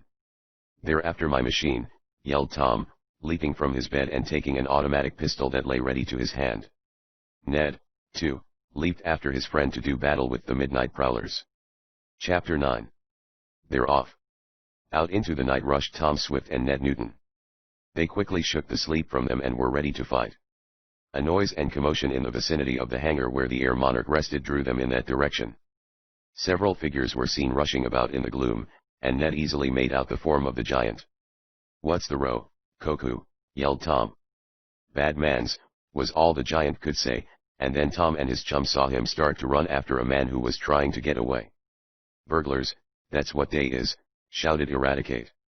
"Tryin' to steal yo' new machine, Massa Tom." "They'll have some job if they try to steal the Air Monarch," the young inventor exclaimed. "I've got the motor doubly locked. but they may damage her. Who? Asked Ned, as he ran on beside his chum. That bunch from the Red Arrow concern, I suspect, was Tom's answer. There goes one, he cried as a second figure, besides the one Koku was after, started away. Tom sped after this fellow with Ned closely following. As the two ran on there came a sliver of flame in the darkness, followed by the report of a shot, and Koku yelled. They've winged the giant, shouted Ned. It will take more than one bullet to stop him, panted Tom. Another shot was fired, and then came a yell of fear and terror. But it was not the voice of the giant, it was the cry of an ordinary man, and Ned guessed what had happened and yelled. Koku got his man. This was proved a moment later as the giant shouted. Me got him. Me got him. Tom, however, was too busy chasing after his quarry to pay much attention to his big guard who, he expected, could look after himself. The fellow Tom was chasing was running fast, but he was no match for the young inventor whose anger lent him added speed, and just as the retreating form reached the outer gate of the big fence which surrounded the hangar, Tom made a flying football tackle and downed his man. Let me go. Let me go, the intruder pleaded. Not much I won't, panted Tom, as he got a firm hold on his man. And I think I know who you are, too. Here, Ned. Bring that flashlight, the inventor shouted. A moment later the financial manager had joined his chum, aiding him in subduing the rascal. Then, when the fellow, thoroughly cowed, was taken in charge by several workmen who had been aroused by the alarm, the light was focused on his face. I thought so, exclaimed Tom, as he scanned the features. Hussy. You got trapped again, but in a different way, chuckled Tom. If you know what's good for you, let me go, snarled the man, endeavoring to break away. But he was too firmly held for that. I'll let you go after I start on my world trip, and not before, declared Tom. Hold him, he directed to his men. And we'll see who Koku got. The giant and Eradicate could be heard approaching, the big man muttering again and again. Me got him. Me got him. While Eradicate, not to be left out, added. I helped catch him, too. I tripped him up with my foot. Good work, Rad. And you, also, Koku, cried Tom. Bring him here. The second prisoner was placed alongside of Hussy, the latter scowling over his fate. Tom looked at the fellow Koku and Eradicate had caught, but found him a stranger. Though I don't doubt, said Tom to Ned, that he's one of the Red Arrow gang. Well, 2 in one night isn't so bad. Lock 'em up, men, he said to his employees, several more of whom came running up, for a general alarm had sounded throughout the works. Many of the mechanics lived close to the shops. Lock us up, burst out Hussy. You don't dare do that. Don't I? Cried Tom angrily. You'll soon see. Why shouldn't I dare, you trespassing, thieving rascal? Hussy and his companion, the latter saying nothing, were hustled off to one of the shops and locked in a steel enameling oven, where various parts of machinery were baked to give them a high polish. There was no fire under the oven when the prisoners were put in, of course, and the steel cage made a most effective jail. In the morning you'll be locked in regular cells, Tom said. You don't dare hold us, stormed Hussy. You've got another guess coming, Tom chuckled.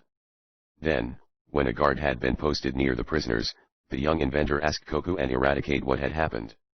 It developed that the two who were on guard had heard a disturbance shortly after midnight, and, investigating, had seen Hussy and his companion sneaking into the hangar. At once the colored man and the giant gave the alarm and rushed to capture the intruders, the end of the affair coming about when Tom and Ned joined the party. What was their game?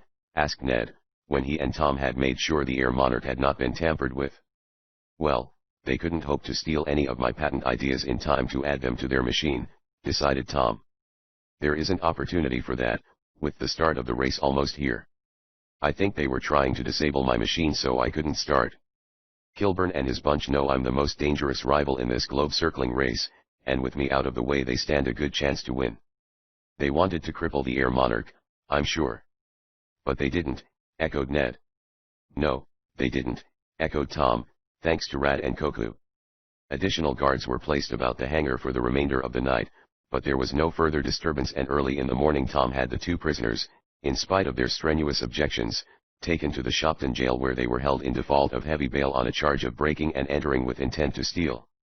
They had broken a lock on the big gate to get in, but had been detected in time.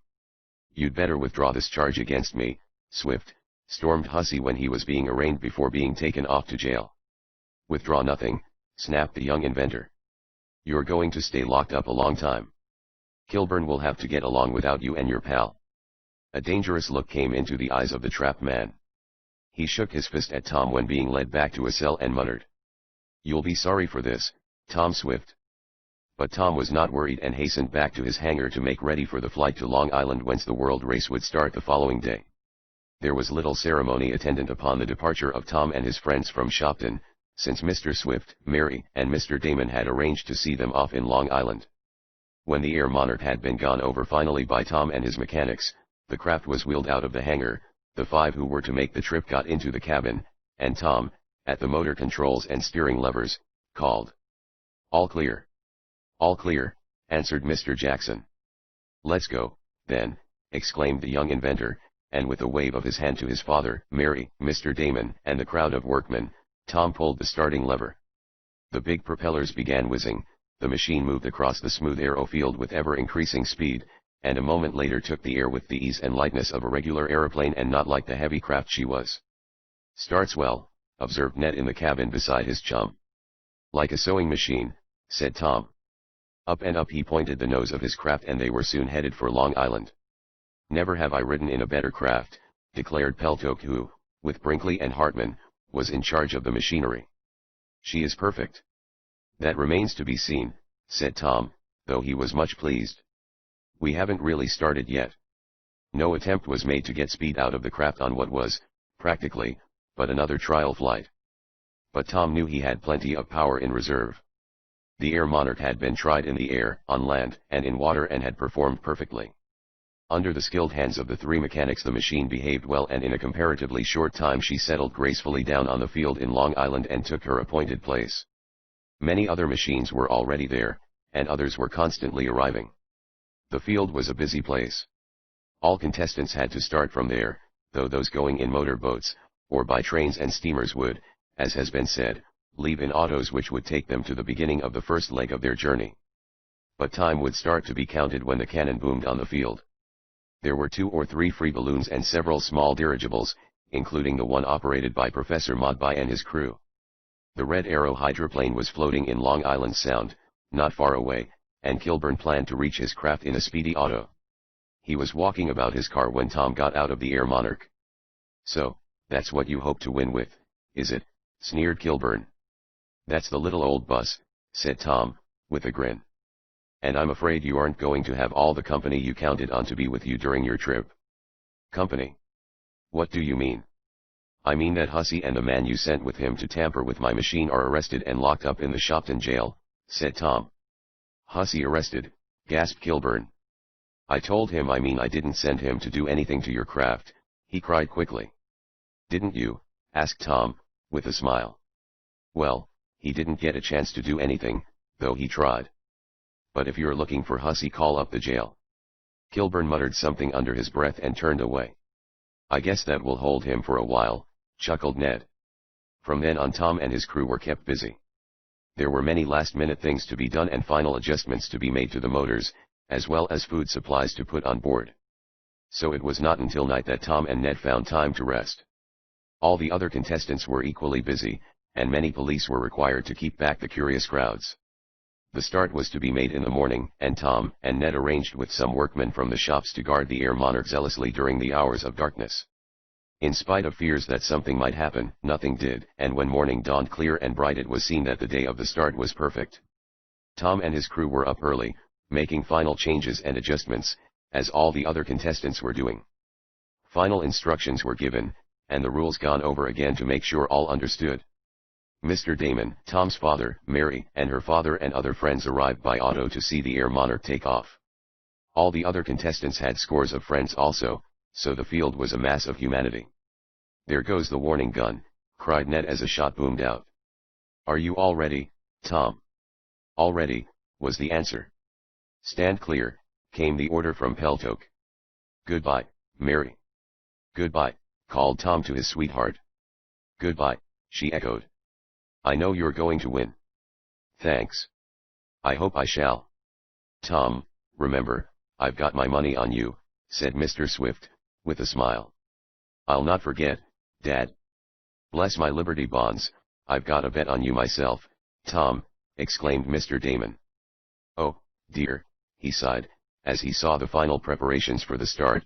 If it wasn't for my wife I'd go, even now. You just let me see you get on that ship, said Mrs. Damon in a low voice close to her husband's ear. Oh, I'm not going to, my dear. I'm not going to, he said hastily. Ready, called the official starter. Ready, answered Tom Swift. Ready, came from the other contestants. Boom, echoed the big cannon. They're off, yelled the crowd, and with the roar of her exhaust pipes the Air Monarch shot across the field, followed by several other craft seeking to beat her. The globe-circling race had started. Chapter X. Across the ocean. There goes the Red Arrow, said Ned, standing beside Tom in the control cabin as the Air Monarch mounted the air and they could look down on the earth. He made good time.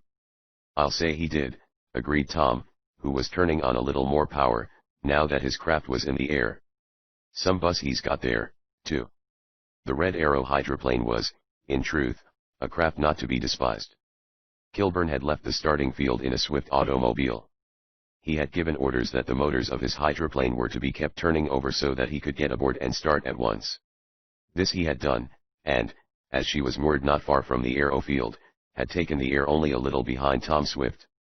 There goes the dirigible, I mean Modbys, went on Ned, who was viewing the start of the other contestants while Tom attended to the running of his machine. He must have had some trouble with his motors, the inventor stated. He did, agreed Ned. He's a bit late in starting. Well, I wish Modby all sorts of luck, but I'm afraid he hasn't much of a chance. Professor Modby was considered a friendly rival, for he and Tom had been associated in aeroplane research on several occasions. The Cloud, as the big dirigible had been named, was now soaring into the air, but her speed was as nothing compared to that of the Air Monarch. Ned noticed, however, that the Red Arrow was a very fast machine, and she might prove a dangerous rival, for she was not as heavy as Tom's craft. But this is only the beginning, murmured the young inventor, as he noticed how the Red Arrow was picking up speed. We've got to go 20 days yet more or less, he added, with a grim smile. Bob Denman, the millionaire sport, had started from the flying field in a rush in one of his high-powered cars. He was off to catch a special train that would hurry him across the United States.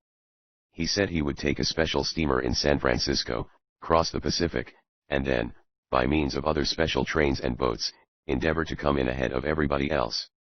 Jed Kimball, in an aeroplane somewhat like the Red Arrow, also got off to a good start, but some of the other contestants, especially one in a free balloon, did not have such good luck. One of the big hydrogen gas balloons, of which there were several, was caught by an adverse wind soon after rising and entangled in a clump of trees. Tom and Ned had only time to observe this before they were out of sight, speeding on their way over the Atlantic Ocean. There was no rule as to what direction the contestants must take in this world race. They could start east or west.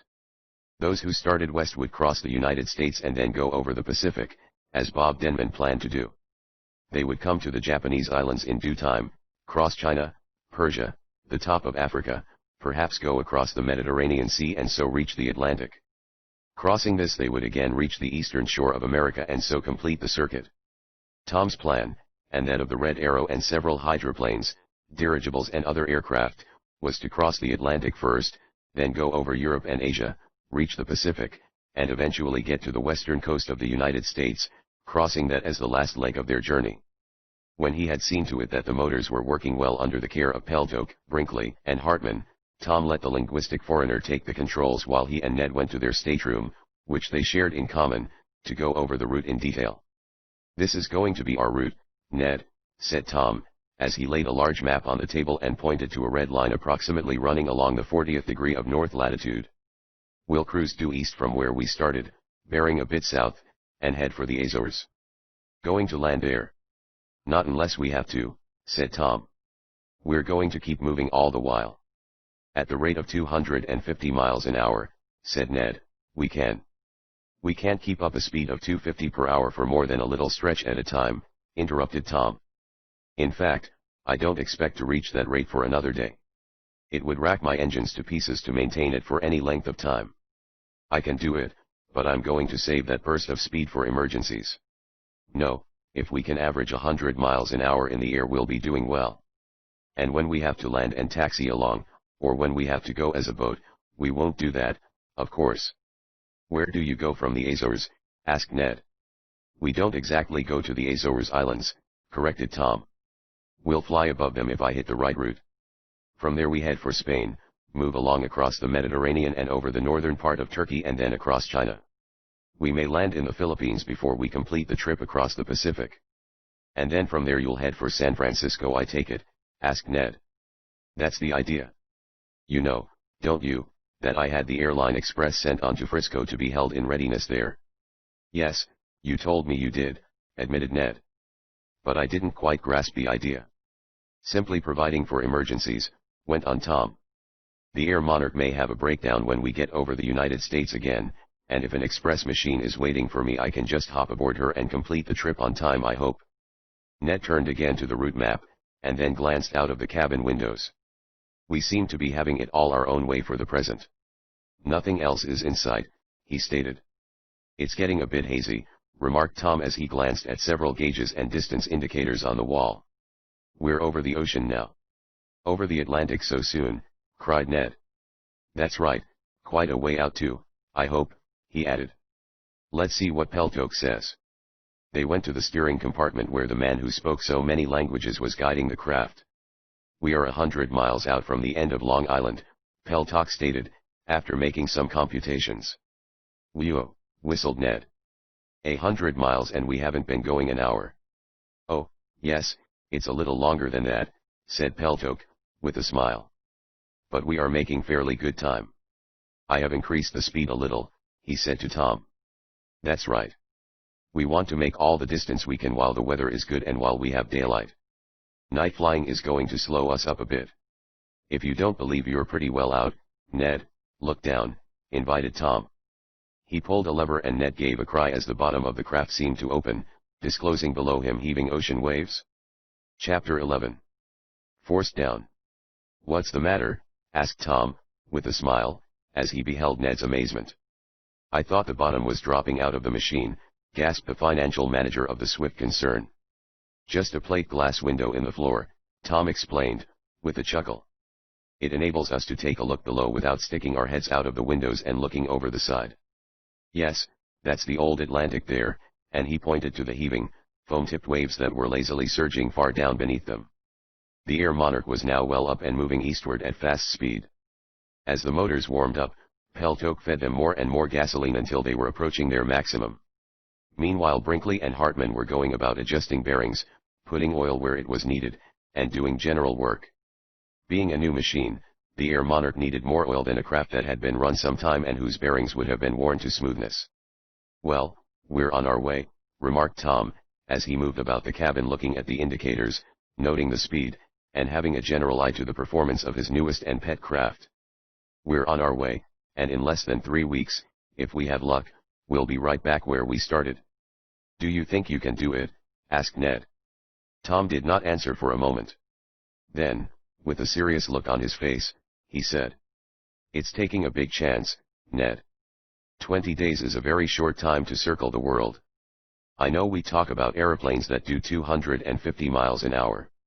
And if one could keep that up for 100 hours the trick would be pulled off in about 4 days. But no machine made can keep that speed up constantly. Not enough gasoline or oil could be carried for a continuous flight of that kind. A man would have to come down several times to replenish. Of course the $100,000 prize offer doesn't specify that the world must be circled in 20 days. If it takes 30 days to do it, the one who gets under the wire first, having used up less time than any of the others, will win. But there's Dad's bet of 20,000 with Mr. Birch and Mr. Trace. That specifies 20 days. Evidently they don't think you have much of a chance, Tom, said Ned. They didn't even come to Long Island to see you start. No, they weren't there. And I guess they think they have Dad's money won. But though they couldn't be there, they were sports enough to wish me good luck in a telegram. It came just before we took off. But I don't really believe they think their money is in danger. I'm going to do my best, though, to win for Dad's sake and my own. That 100,000 will come in very useful, Ned. I'll say it will. You've been spending a lot lately, and you owe Mr. Jacks 15,000. We'll pay him. Tom said with a determined air. We'll be on easy street if I can flash home a winner. And she's running mighty sweet now, he added, as he listened to the purr and hum of the motors and the throb of the propellers. A look around them showed no other contesting aircraft in sight. But that did not mean none were racing them for the prize. The Red Arrow might be close by, hidden from them in the mist. Below them were several motor boats and a steamer or two, and whether or not any of these were the craft trying for the prize Tom Swift did not know. Do you think Kilburn and his crowd will make any trouble for you? Asked Ned when he and Tom were sitting at ease, lulled by the speedy, even motion of their craft. I think they'll try, was the answer. They're desperate, for some reason or other. One is that they want to beat me, of course. Another is that there has been for some time a trade rivalry between us. As you know, I've been making aeroplanes for a concern and Kilburn and his crowd are trying to get the business away from me. If I win this international race it will be a big feather in my cap. The Swift aeroplanes will get a big advertisement out of it. I see, murmured Ned. Brinkley appeared in the doorway of the room where Tom and Ned were sitting. There was a grin on the face of the former tank man. What is it? Asked Tom. Come and get it, answered the other. Grub ready so soon? Asked Ned, who recognized the cook's method of summoning them to eat. Grub is ready, repeated Brinkley. Time went mighty fast, Tom said. I forgot all about cooking or eating. We really didn't settle on who was to be cook. Well, Joe sort of wished it onto me, went on Brinkley, with another grin. I had a hand in it when I was running a tank over on the other side, he went on, and if you want me to, I'll keep at it. I'll tell you better after I eat this grub you say is ready, laughed Tom. That's a fair proposition, admitted Brinkley. Well, anyhow, it's ready. You two can eat and Joe and I will take a shot at the grub later. Yes, assented Tom. Somebody's got to run the ship. They went out to the little dining apartment, and appetizing odors greeted the noses of Tom and Ned. They sniffed hungrily and soon were doing full justice to the meal. You're elected, Brinkley, cried Tom when halfway through the menu. Second the motion, echoed Ned, who was also doing his full share with knife and fork. Cooking aboard the Air Monarch was done on a gasoline stove. Since no hydrogen gas was carried, as is the case in most dirigibles and balloons that cannot get helium, there was no danger of any explosion from an open flame. There was plenty of food on board, and Tom planned to buy more whenever a landing was made. He knew he would have to land several times along the world-circling route to enable gasoline, oil, and other supplies to be taken aboard. The meal was nearly over and Tom was calculating how far they had come and what speed they had made so far, while Ned was debating with himself whether he could eat another slice of boiled ham, when there came a series of loud noises from the motor compartment back of the dining salon. What's that? Cried Tom, starting up. One of the main bearings has burned out, exclaimed Hartman. Oil feed failed. The bearings red hot. At the same moment the craft began to lose speed. Ned felt her being forced down, for when it does not move fast enough to overcome the pull of gravity, an aeroplane must fall. Slower and slower moved the Air Monarch, and lower she sank toward the heaving surface of the Atlantic. Chapter 12. The Hurricane. What's going to happen, Tom? Asked Ned as he saw his chum leap toward the motor room. Are we in danger? In danger of losing time on account of a hot bearing, yes, admitted Tom. But in no danger as far as being forced down is concerned. I had planned for this a landing in the sea. Our boat-like body will keep us afloat, explained Brinkley to Ned, whose strong point was certainly not mechanics, but finance. You know we're a hydroplane as well as an aeroplane. I had forgotten it for a moment, admitted Tom's chum. The first alarm over, he watched Tom and the three mechanics so manipulate the Air Monarch as to bring her out of the partial nosedive into which she had fallen on losing speed. She was now coming down to the sea on a gentle slant. I don't like nosedives, murmured Tom, remembering the peril which he and Mary had so narrowly escaped from with the help of Brinkley and Hartman.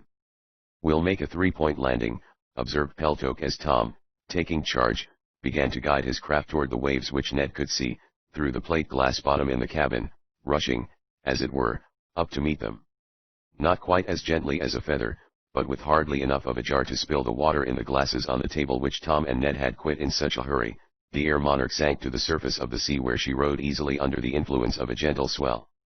Are we going to stay here? Ned asked, when he found that the craft was making no forward progress. "Not any longer than we can help," Tom answered. "Every minute counts when you're trying to circle the globe in 20 days. But we'll have to wait for that bearing to cool." "Did she chew up the metal?" he asked Peltok, referring to the soft anti-friction lining material which the axle, or shaft, of any fast-moving machine comes in contact with instead of directly on the bearing itself. "I'm afraid so," was the answer. "But I can cast a new journal for you." "Good," exclaimed Tom. "You three had better get something to eat," he added to Brinkley and the others. "Ned and I will stand watch. Not that there's anything we can do until she cools down, though," he added, with a rueful laugh. Since the machinists had had nothing to eat since early in the morning, before the takeoff, they did ample justice to the meal the tank man had gotten ready. Meanwhile, Tom and Ned went to the engine room to examine the damage. The Air Monarch was gently rising and falling on a long swell. Just where they had come down Tom did not know, without taking a marine observation, but he judged it to be perhaps 400 or 500 miles off the Atlantic coast, not a bad bit of distance to have covered in this time. But of course he realized he would have to do much better than this to win the race. It did not take Tom long to find the overheated bearing. It had become red hot from lack of oil, which was supposed to be fed to it constantly, but it was now cooling down, and when it was completely cool the burned anti-friction metal could be cut out and new put in. "There's what did the damage," exclaimed Tom as he unscrewed the coupling of a small copper oil feed pipe and took out a little ball of what seemed to be rubber. "That kept the oil from cooling the bearing." "Do you think the Red Arrow imps had anything to do with that?" asked Ned. "It's possible, of course," Tom replied. "But hardly probable.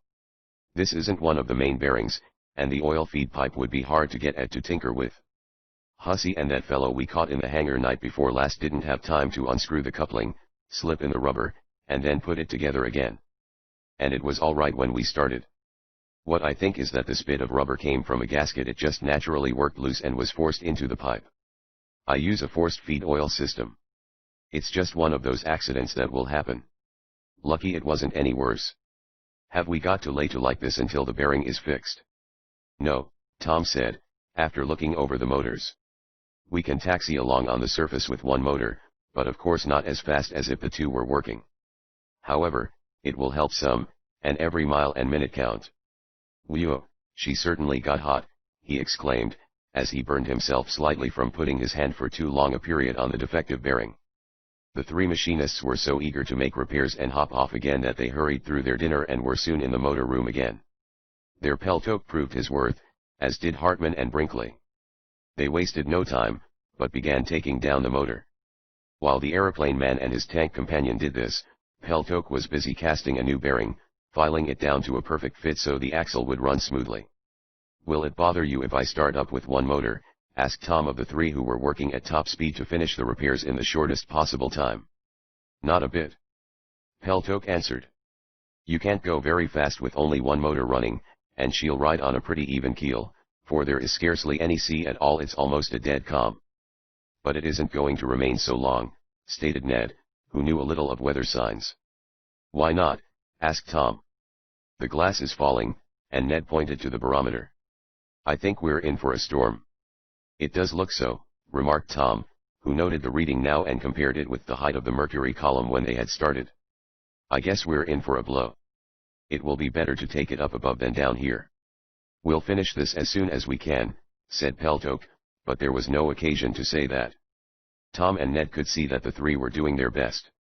So, having learned that he would not disturb them by sending his craft along, the young inventor started the undamaged motor, and soon the Air Monarch was moving at fairly rapid speed over the surface of the calm sea.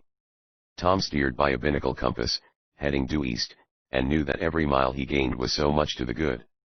With the other motor in commission, he knew he could more than double the present speed. But his main reliance was going to be travel in the air, for that was his speediest medium.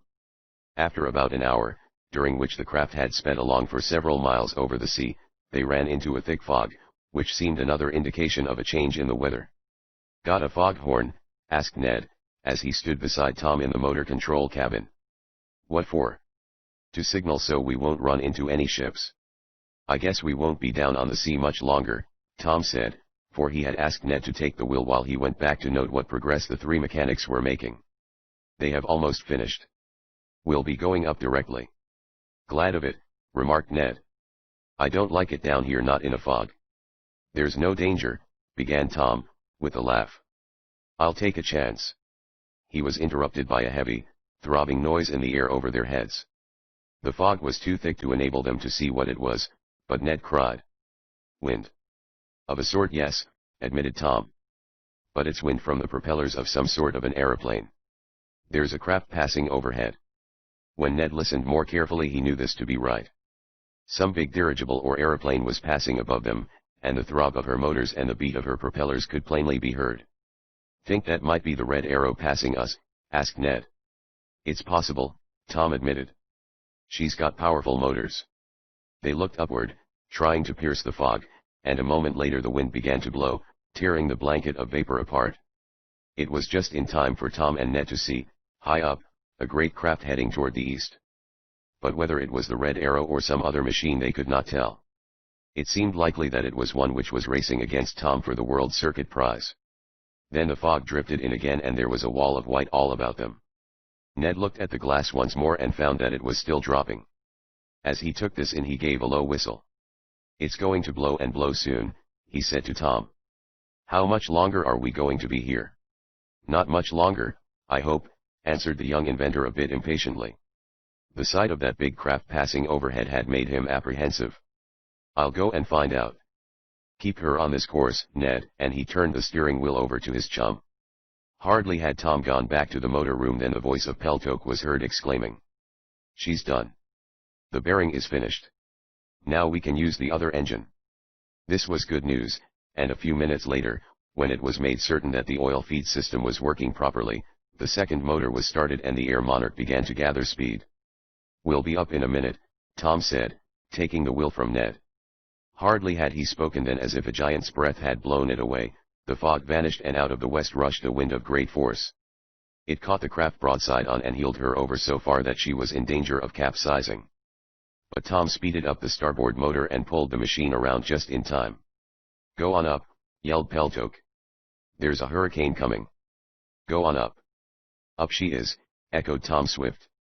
With a motion of his hand he turned more gasoline into the motors and they roared out as if eager to do their work. The Air Monarch surged forward over the surface of the sea, gathering speed to enable her to lift herself into the air.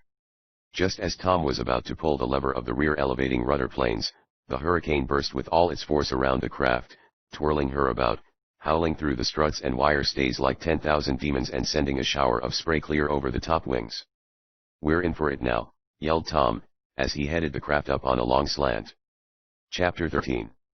A close call. Doubtful it was, for what seemed a long time, whether or not the Air Monarch would justify her name and rise from the water.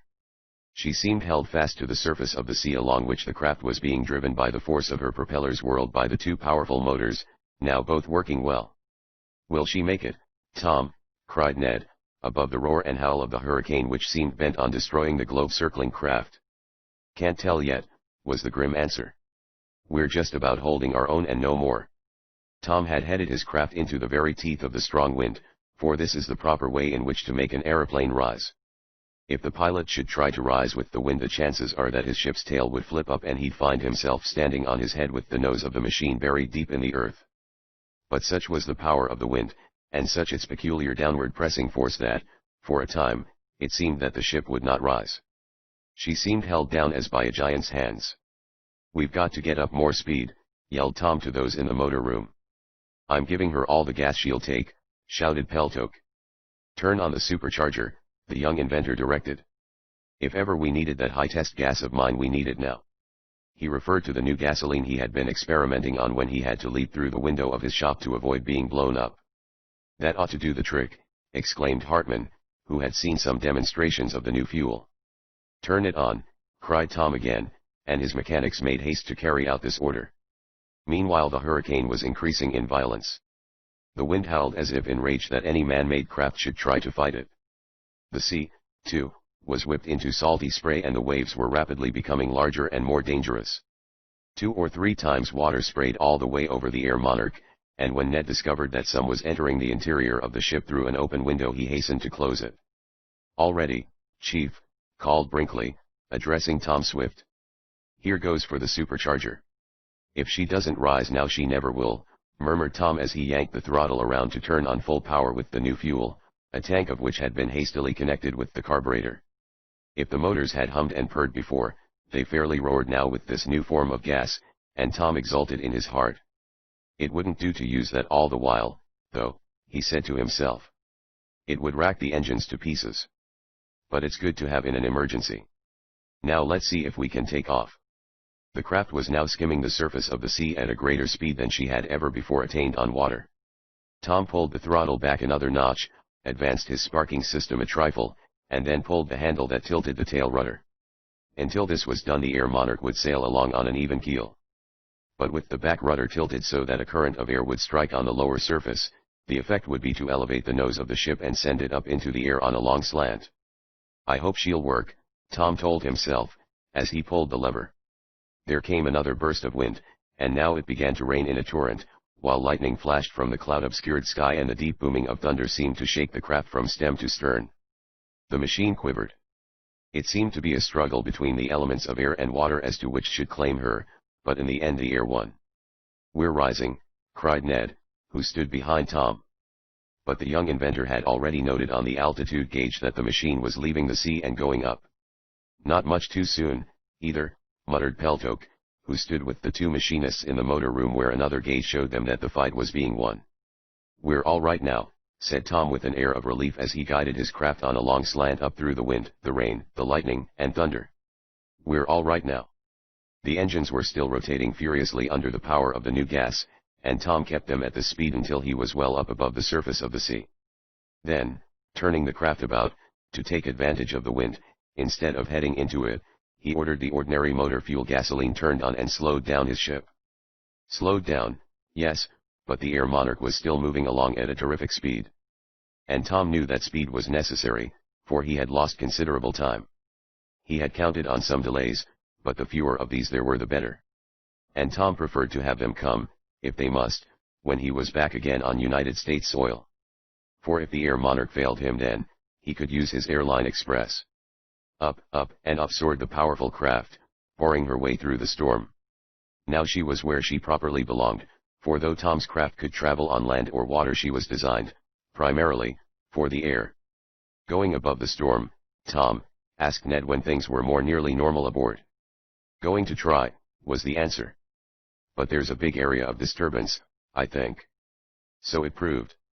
For it took an hour of hard work before Tom could force his machine to climb high enough to be above the howling wind and rattling rain.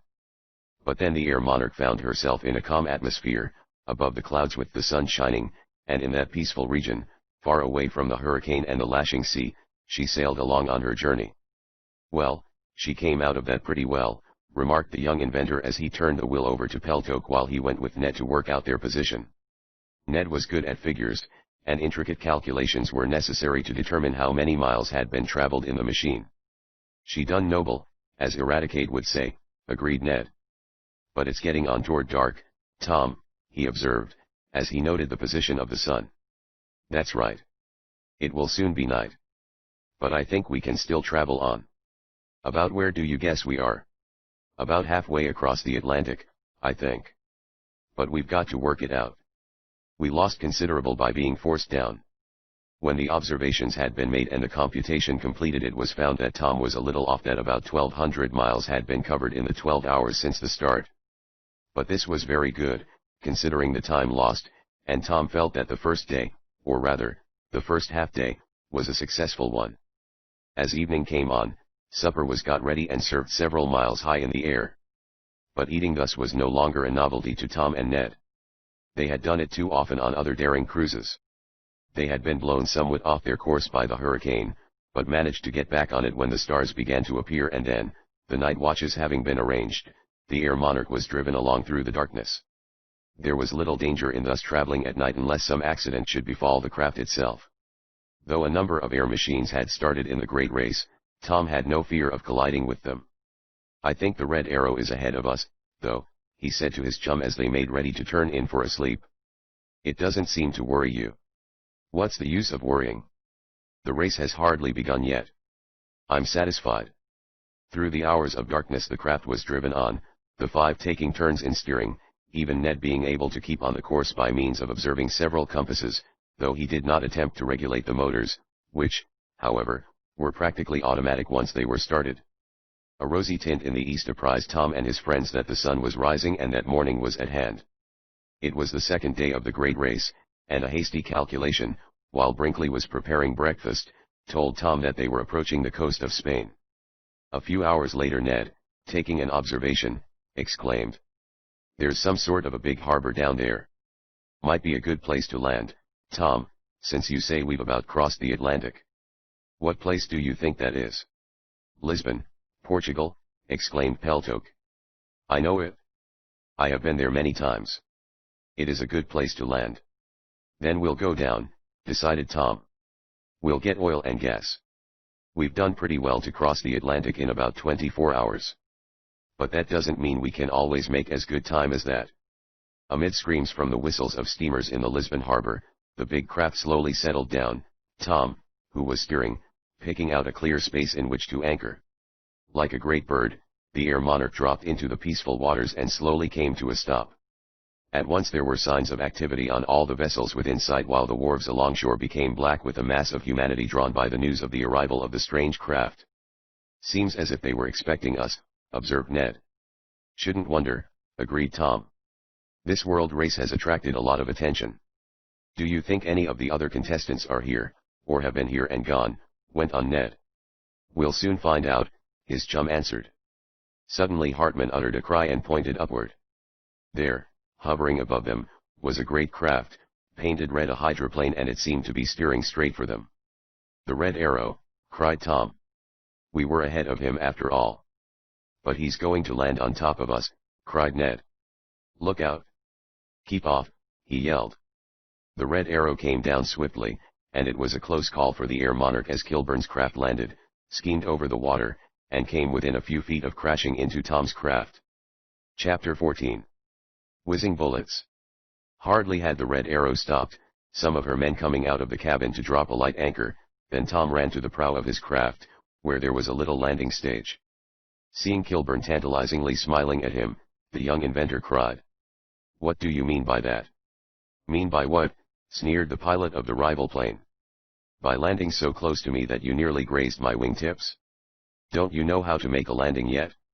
Seems to me there was room enough for even an amateur." Kilburn's face turned an angry red at hearing this taunt. "I know as much about running a bus as you do," he retorted. "You don't seem to," fired back Tom. "After this you keep your distance." "Ah, you don't know what you're talking about," sneered Kilburn. "Don't I?" retorted Tom. "Well, I think I do. And, what's more, I have a strong suspicion that you wouldn't have cared much if you had crashed into me. It would have given you a chance to take off ahead of me. But you didn't pull your trick, did you?" "I wasn't trying any trick," snapped Kilburn. "And if you accuse me of—" "I'm not exactly accusing you," broke in the young inventor. "But I have my suspicions and I'm going to watch you. Don't forget that your tool Hussey and the fellow with him are still in jail." "I don't know anything about Hussey," stormed the owner of the Red Arrow.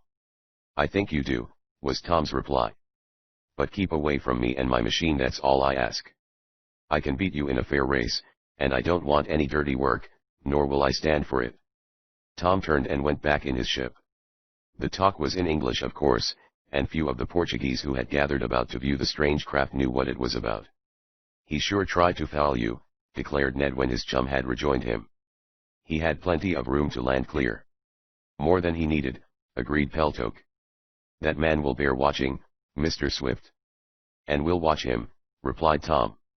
"Here come a couple more of the contestants, I guess," called Hartman as he pointed upward, where two specks, like big birds, were observed in the sky.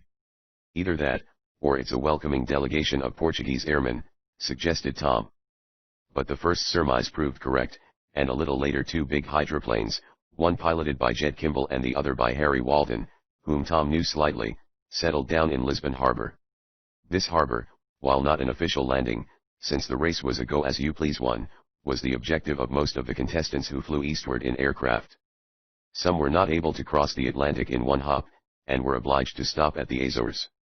But the bigger machines, including Tom's, the Red Arrow, and the two to arrive later, carried fuel enough for the longer journey. "They're making almost as good time as you made, Tom," remarked Ned when informal greetings had been exchanged with the two latest arrivals. "Doesn't that mean they'll give you a hard rub?" "You forget, Ned," said the inventor, "that we were forced down by a hot bearing and lost a lot of time. Even with that, we beat the other three. If we did that, bucking the hurricane as we did, it shows we are a lot speedier than they are, unless they, too, were delayed. We must find out about that, but we'll have to be diplomatic. No use letting them know just how speedy we are." While oil and gas, together with some more food and other supplies, were being taken aboard all four of the competing craft, Tom signaled a small boat and visited Jed Kimball. "Run into any bad weather on the way over?" Tom asked casually. "Not a bit," was the answer. "Had smooth sailing all the time. And so did Walden. He and I were close together on the way over." Tom's heart rejoiced at this. It meant that the other craft had pushed their engines to the limit and had been traveling steadily in clear air, only to arrive after he did. "And we lost considerable time," said Tom to Ned when he was back on board the Air Monarch. "That means we have a lot the best of them. The only one I'm in doubt of is the Red Arrow. I'm not friendly enough with Kilburn to ask him if he had any delays. If he did, and yet came in soon after us, it means he is pretty nearly as fast as we are. But if he came right along without a stop, it means we've got him beat. Let's see if Brinkley or Hartman can't pick up a bit of information," suggested Ned. "They're going ashore for a half hour, and I notice some of the Red Arrow's crew also going to take shore leave." "That might be a good way," agreed Tom, and he instructed the two mechanics to get into casual conversation, if they could, with the men from Kilburn's craft, but, at the same time, not to give a hint of their own speed. Hartman and Brinkley managed to get friendly with some mechanics from the Red Arrow, but the information they secured was not the most reassuring to Tom. It developed that his most formidable rival had also been delayed by the hurricane, though not forced down, being, however, blown far off the course. "Then since he arrived about the time we did," said Tom, talking the matter over with Ned, "it means that he's going almost as fast as we are. I'm afraid we're going to have trouble with Kilburn." "Do you really think he has a chance to beat you?" "He has a good chance. The only thing is that if he gets disabled so he can't travel in the air, he can't do very much on the water and nothing at all on land. I might have him there. But it's only a chance. We've got our work cut out for us, Ned." "Well, then, the sooner we get away from here the better," suggested the financial manager, and his chum agreed with him. The work of taking on the gas, oil, and other supplies was hastened, and at last the Air Monarch was again ready to hop off. The mechanics had gone carefully over every part of the motors, and they were tuned up to the highest notch of efficiency. "Well, let's go," called Tom when, about 3 hours after landing in the Lisbon harbor, they were ready to leave again. The motors roared as the gas was turned on when the starters had turned the flywheels over, and Tom was about to guide his craft down a long, wide lane of water in the bay when Ned exclaimed, "There goes the Red Arrow." Tom turned to see the rival craft making ready to take off, and then he suddenly shut down the motors and let his craft come to a slow stop while the other increased her speed and was ready to take the air. "What's the idea?" cried Ned. "Has anything happened?" "No. But something might if I tried to take off just when Kilburn did," said Tom quietly. "There's too much chance of a collision planned or accidental. Let him get up, I'll follow. I can do as I please then. Let him go." It was evident that the Red Arrow had been waiting for the Air Monarch to lead the way, for just as soon as Tom started the other craft had followed, and when Tom shut down it appeared to puzzle Kilburn and his men. However, they must have imagined that it was only a temporary halt, for they roared on their way, finally leaping into the air from a foam-crested wave and speeding off ahead of Tom Swift. "Let him go," the young inventor said. "I can pass him when I need to. But I want a clear field." A few minutes later Tom started his motors again, and his craft was in the air shortly before the other two hydroplanes took off. But by this time the Red Arrow was only a speck in the sky. "Hope he won't get too far ahead," mused Ned. "I'm not worrying," declared Tom Swift. Up and up soared the Air Monarch, and when she was high enough Tom straightened her out and sent her ahead on an eastern course, steering over Spain, the Mediterranean Sea, the lower part of Italy, and, in turn, across Turkey. It was when sailing rather low over a wooded section of this latter country that something happened which showed Tom how dangerous his trip might be. He, with Ned, was leaning out of the window of the forward cabin looking down below and trying to figure out just where they were when Ned called. "Look at the horsemen." Below them was a squad of Turks riding along and seemingly much excited by the airship over them. The motors, though muffled, were making too much noise for Tom and Ned to hear what the horsemen were shouting, but their actions were plainly discernible. Suddenly some of them brought their guns around and aimed up at the airship. "Look out," cried Ned. "They're going to shoot." "Let them," chuckled Tom. "They must be uncivilized fellows who have never seen or heard of an aeroplane before. They can't hit us up here." "I wouldn't be so sure of that," warned Ned. "Better go a bit higher." "But I want to see what river that is we're coming to," Tom said. "I need to be low down to make an observation." He had hardly ceased speaking when several puffs of smoke came from the horsemen below, and though the reports of the rifles could scarcely be heard, there was no doubt as to the firing. "Duck!" yelled Ned as he caught the hum of whizzing bullets. Suddenly he saw Tom give a start and fall back from the window. "He's hit!" cried Ned, springing to his chum's side as he yelled to Peltok, who was at the wheel, "Go up! Go up! We're being fired on!" Chapter 15. Yellow Gypsies. Rapidly, as soon as Peltok pulled the elevating lever, the machine shot upward and was quickly beyond rifle distance, though the last glimpse Ned had of the mounted hunters they were still firing at the aircraft. But Ned had other thoughts than those of the men who, through fear or anger, had fired on the Air Monarch. He had seen Tom start back, wince, and disappear from the window. "Are you hit, Tom?" Ned yelled, as he drew in his head and had a glimpse of his chum swaying in the middle of the forward cabin. "Did they get you?" As if in a daze Tom put his hand to his head and took off his cap. There was a queer look on his face as he looked at a neat, round hole through the cap's visor, close to where it set on his head. "They missed you!" Ned joyfully cried when he saw this. "But it was a narrow squeak, Tom." Holding the punctured cap in his left hand, Tom put his right hand to his head and when he brought his fingers down there was a little smear of blood on them. "You're hit after all," gasped Ned. "No, just a graze," and Tom found his voice for the first time since the shooting. "It was a close call," he went on. "It fairly had me going for a moment or two. That bullet must have creased me, Ned. It schemed right past my head. Yes, I was creased. This is a term used by Westerners to indicate that a bullet grazes a man or an animal. The effect, while not serious, is to render the victim incapable of speech or action for a short time. Often wild horses are subdued in that way. Needless to say, it takes a sure shot to crease a beast and not send a bullet deep enough to kill. In the case of the hunters firing from below on the airship it was undoubtedly accidental. It was just a graze, declared Tom again, and an examination showed this to be the case. The bullet had buried itself in the upper part of the window frame after piercing Tom's cap and drawing a little blood. The wound was treated with an antiseptic solution, and then, feeling more like himself, Tom prepared to ascertain their position. They had soon left the hunters behind, and doubtless those wild riders had a strange tale to tell around the campfire that night. By calculating their speed and distance and by identifying certain landmarks, Tom made certain that they were over Turkey and the wilder part of that country. "Well, I think we're keeping up to our schedule," Tom said that noon as they were cruising along and he and Peltok and Ned were eating an appetizing meal. "So far we have had very good luck, even getting out of the hurricane and over the hot bearing without falling back much.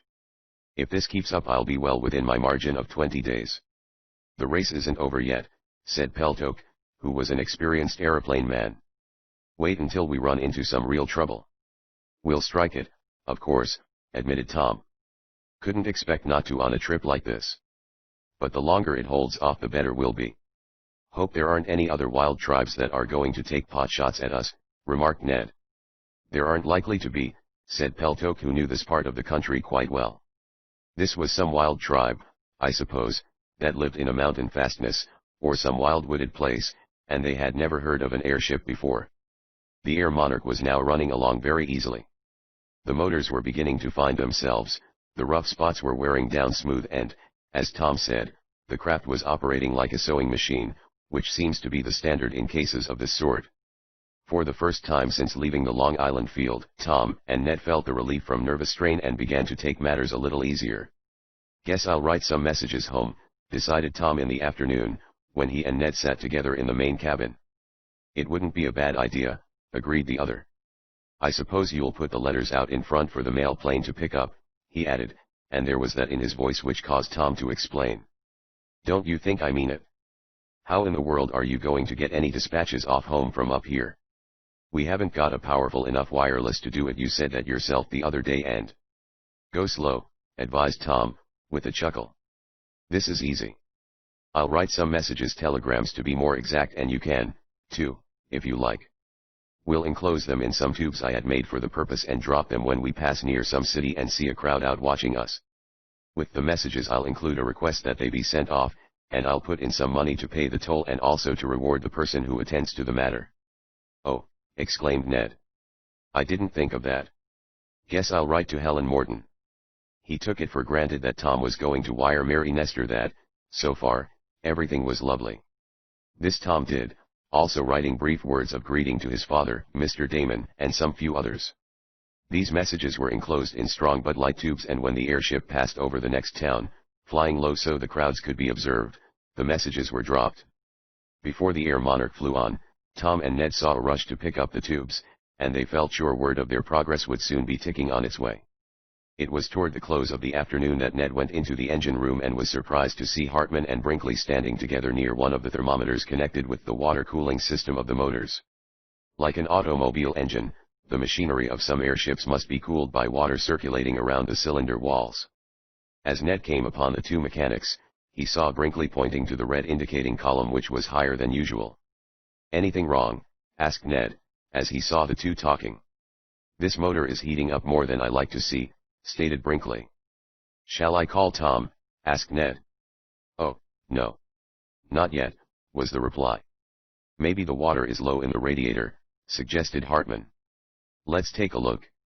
Yes, that's it, he went on a moment later. It needs filling. As Ned walked on, satisfied that it was only a minor trouble, easily remedied, he heard Brinkley say to his companion. It's queer how the water got low. I filled that radiator only a little while before the chief so nearly got shot. I don't see how it could leak out. Maybe it doesn't leak, said Hartman. There may be faster evaporation than usual. Ned thought no more about it until an hour later when, as night was coming on, there came a sudden slowing of the motors and the craft began losing speed. What's the matter?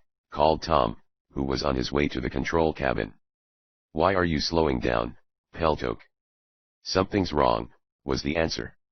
One of the motors is overheating. There seems to be a leak in the water radiator. We'll have to go down to overhaul it. Too bad, murmured Tom. I thought we could gain a little on this leg. But it can't be helped. In the gathering darkness, an open spot amid the forests was picked out where the Air Monarch could safely land and rise again after repairs were made.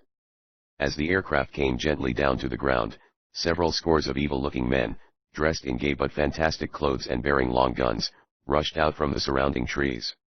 Looks as if we'd get a warm reception, exclaimed Tom. We shall, declared Peltok. These are yellow gypsies, one of the worst tribes in Persia. We've got to fight, I'm afraid. The airship ceased moving, and as she came to a halt, the horde of evil-faced men rushed up to surround the craft. Chapter 16. To the rescue. What are we going to do, Tom? Asked Ned of his chum, beside whom he stood in the forward part of the airship as it settled down in the midst of the yellow gypsies. Let's wait and see which way the cat jumps, was the answer. These chaps may not be as bad as Peltok thinks they are. They look nasty enough, commented Brinkley. I wouldn't like to meet 'em after dark, said Hartman, to which Ned added. Well, we're going to be with 'em after dark, all right. It was evident that this would be the case, for Peltok, who had run back to the motor room after the ship landed, now came out to say. There's a puncture in the port radiator. Hole right through it. How do you account for that? Asked Tom, quickly. Looks like a bullet hole, said the machinist, while the yellow gypsies, their number now greatly increased, crowded closer in on the disabled ship. Must have come from one of the bullets fired by the Turks, said Tom. Probably it caused a slow leak, and that's why it didn't develop until just now. But what about these chaps? Asked Ned. They evidently mean business. There could be little doubt of this, for, with savage cries, many of the yellow-faced men were swarming over the craft. Their complexions were of a peculiar hue of yellow, somewhat like Chinese, yet they did not have the cast of features of the Celestials. "They've got their knives out," cried Ned. "They'll slit the wing fabric, Tom, and then we shall be in bed." "They won't slit my wing fabric," the young inventor said, with a chuckle. "It's aluminum. They can't cut it, but they might bend it." "Get off there, you yellow beggars," he yelled at the gypsies, but they did not seem at all impressed and only laughed sneeringly. "Let me try to talk to them," suggested Peltok. "Do you speak their lingo?" asked Hartman. "He talks anything, including United States," declared Ned, with a laugh, though the situation was anything but funny. The scowling yellow gypsies seemed bent on mischief as though they resented the coming of the airship. Peltok took his position at one of the windows, held up his hands for silence, which came grudgingly from the nomads, and began to address them. His words had a peculiar snarling quality. But what he said seemed to be understood, for there were murmurs among the men as though they were about to make reply. Peltok continued, speaking more rapidly and emphatically. "What are you telling them?" asked Tom when the interpreter paused for breath. "I had to romance a little," was the answer. "I said we were strangers from the stars who had come to visit our earthly friends." "Will they believe you?" asked Tom. "I don't know," was the doubtful reply. "They don't seem to think I am telling the truth. I try to impress them with our supernatural origin. I'm sure they never saw an aeroplane before and know nothing about it. But if we could impress them in some way and make them believe we are supernatural characters, we might get them to withdraw. I'll try it again." Once more he addressed the yellow gypsies, but did not seem to be making much of an impression. They hooted and cried sneeringly, and more than one shook a gun or a knife at Peltok. "What are they saying?" asked Tom. "They say they don't believe me. They say we look just like themselves except for color, and they think this is only a new kind of railroad train, which of course they are more or less familiar with. I'm afraid they're going to rush us." It did look so, for the gypsies were now gathering on all sides of the craft, hemming her in. As a matter of fact, even without the savage men, the Air Monarch could not have risen until the leaky radiator was repaired. "If we could only impress them in some way," murmured Peltok. "I'll impress them," cried Tom, starting for the motor control room.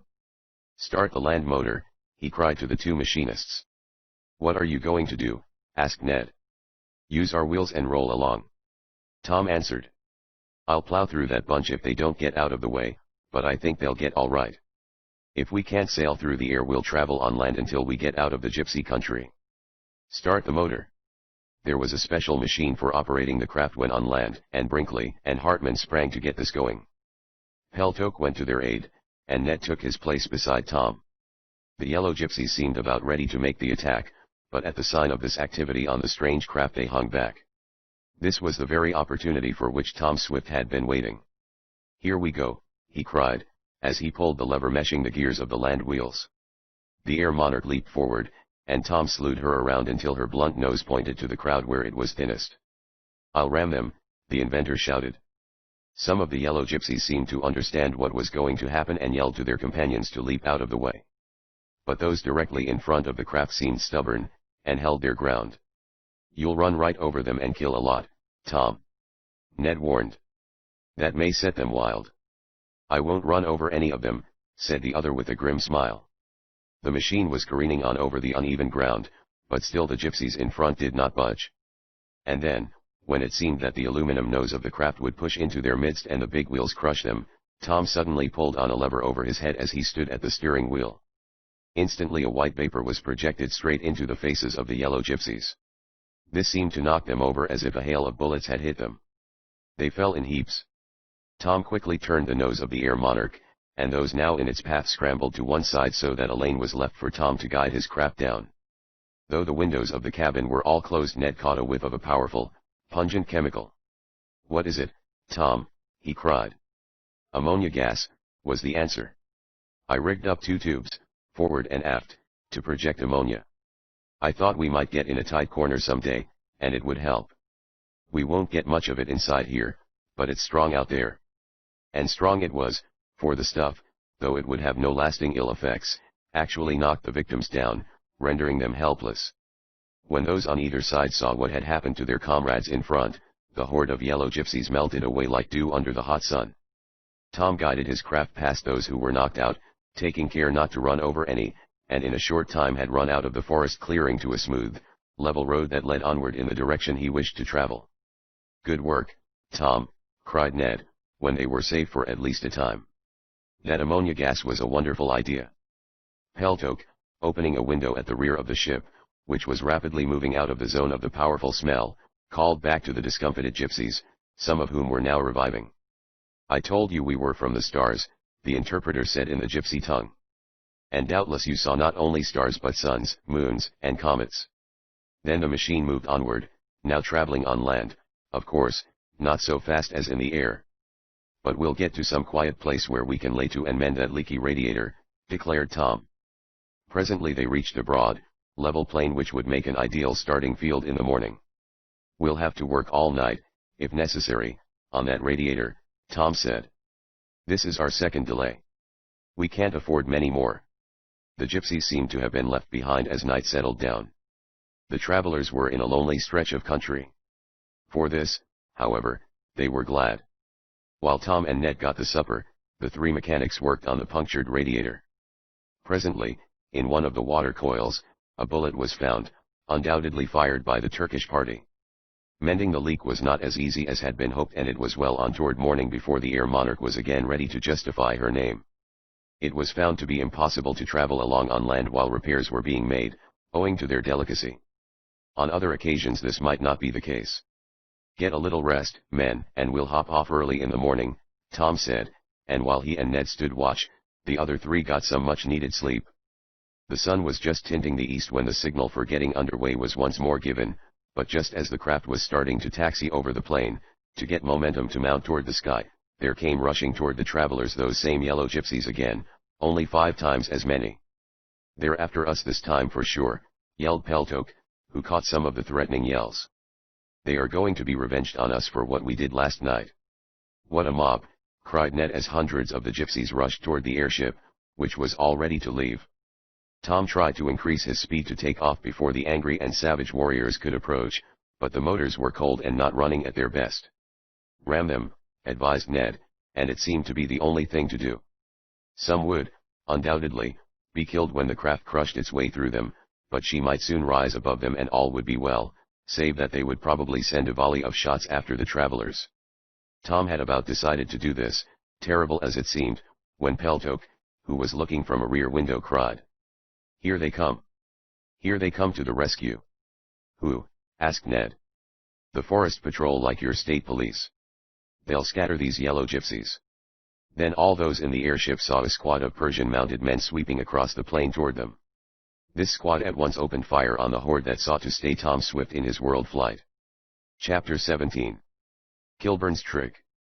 "Now you will see a fight," cried Peltok. "I know those yellow gypsies and I know the Persian forest rangers. You will see a pretty fight. I didn't start this world flight to witness a skirmish between bandits and the soldiers," said Tom, with grim humor. "I want to get underway again." "You will presently," predicted Peltok. In another moment, amid wild shouts, the cavalry opened fire on the gypsies, some of whom shot in return, though most of the bandits, for they were little less, turned to flee. There seemed to be a perpetual feud between these two bodies, one representing law and the other crime, for they did not stop to parley, but at once began fighting. And Tom Swift did not flatter himself that the soldiers had come merely to rescue him. No word had been sent asking for help. "The gypsies are bad," explained Peltok, "and the forest rangers fight them whenever they can. See? They are on the run now." "That's right," echoed Ned. "And it's time for us to be on the move," said Tom. "Get ready," he called to his helpers. The advent of the soldiers had scattered the savage men from in front of the aeroplane, and she could now speed over the level place and take off into the air. A moment later, while the pretty fight was still going on, Tom pulled back the lever of the elevating plane. Up shot the Air Monarch, and amid yells of surprise from the horsemen, some of whom had evidently not expected the craft to do this, the machine sailed aloft and was soon winging its way toward Cloudland, safe from further molestation on the part of the yellow gypsies. "Those rangers, or whatever they are, came in the nick of time," said Tom when he had turned the management of the ship over to Brinkley while he and Ned went to make some calculations regarding their course. "We couldn't have stood much more delay." "We can make up for lost time now," Ned remarked, and, indeed, the craft was now spinning along faster than it had ever gone before. The repairs had improved the motors. "Well, we are holding our own, at any rate," Tom said when he and his chum had figured out how far they had come, how much distance yet remained to cover, and how much time they had to do it in. "I hoped we'd be a bit ahead of our schedule when we were near China, but we aren't. Only just above even. But that's better than being behind." "Are we over China now?" asked Ned, looking down as if he expected to see a red laundry sign, declared his chum, laughing. "We shall be soon," answered Tom seriously when his laugh was over. "We'll have to land there, too, for more gas and oil. There's where I arranged to take it on," and he indicated a spot on the map where the eastern Turkestan city of Yarkand was located. "When we leave there we'll head right across the great Chinese Empire, or rather, Republic, as it is now, over the lower edge of the Gobi Desert, perhaps, and then on to the Pacific."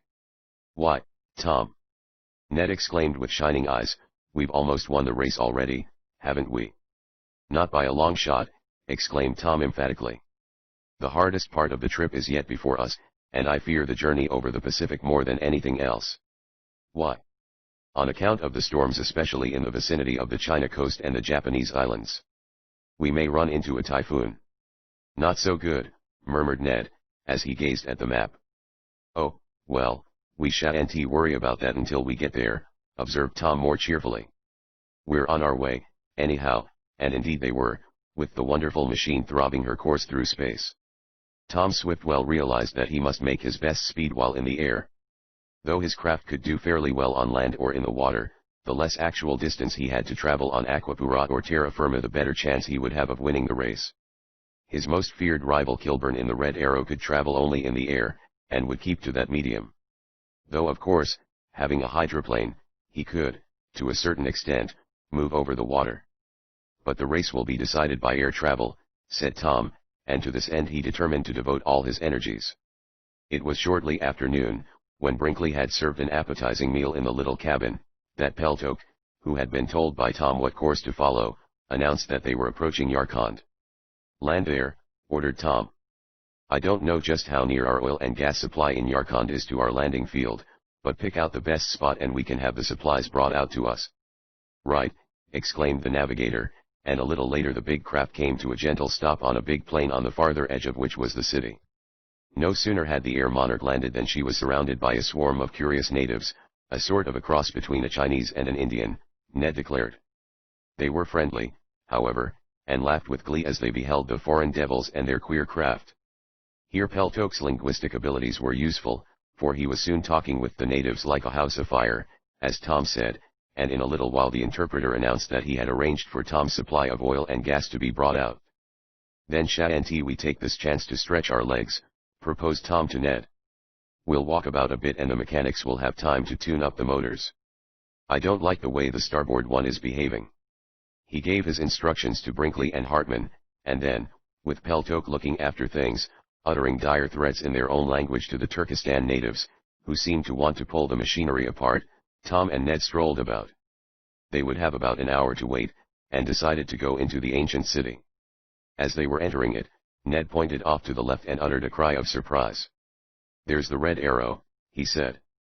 "That's right," agreed Tom, as he caught sight of Kilburn's big, crimson hydroplane circling about as if preparing for a landing. "He's following me close."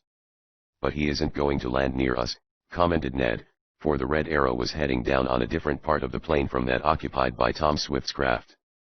"Glad of it," the inventor remarked. "I don't want any more trouble with him. He's a crook." Then the two young men forgot their anxieties in viewing the wonders of the old place, while curious natives crowded about them. They wandered into one of the bazaars, where Tom bought some trinkets for Mary and Ned a souvenir for Helen. "And while we're here," said Tom to his chum, "we can mail some postcards back home. We may not get another chance." "Good idea," agreed Ned. They were in the local post office, to them a queer sort of place, where they found a native who could speak enough English to tell them what they wanted to know about stamps and cards and the mails.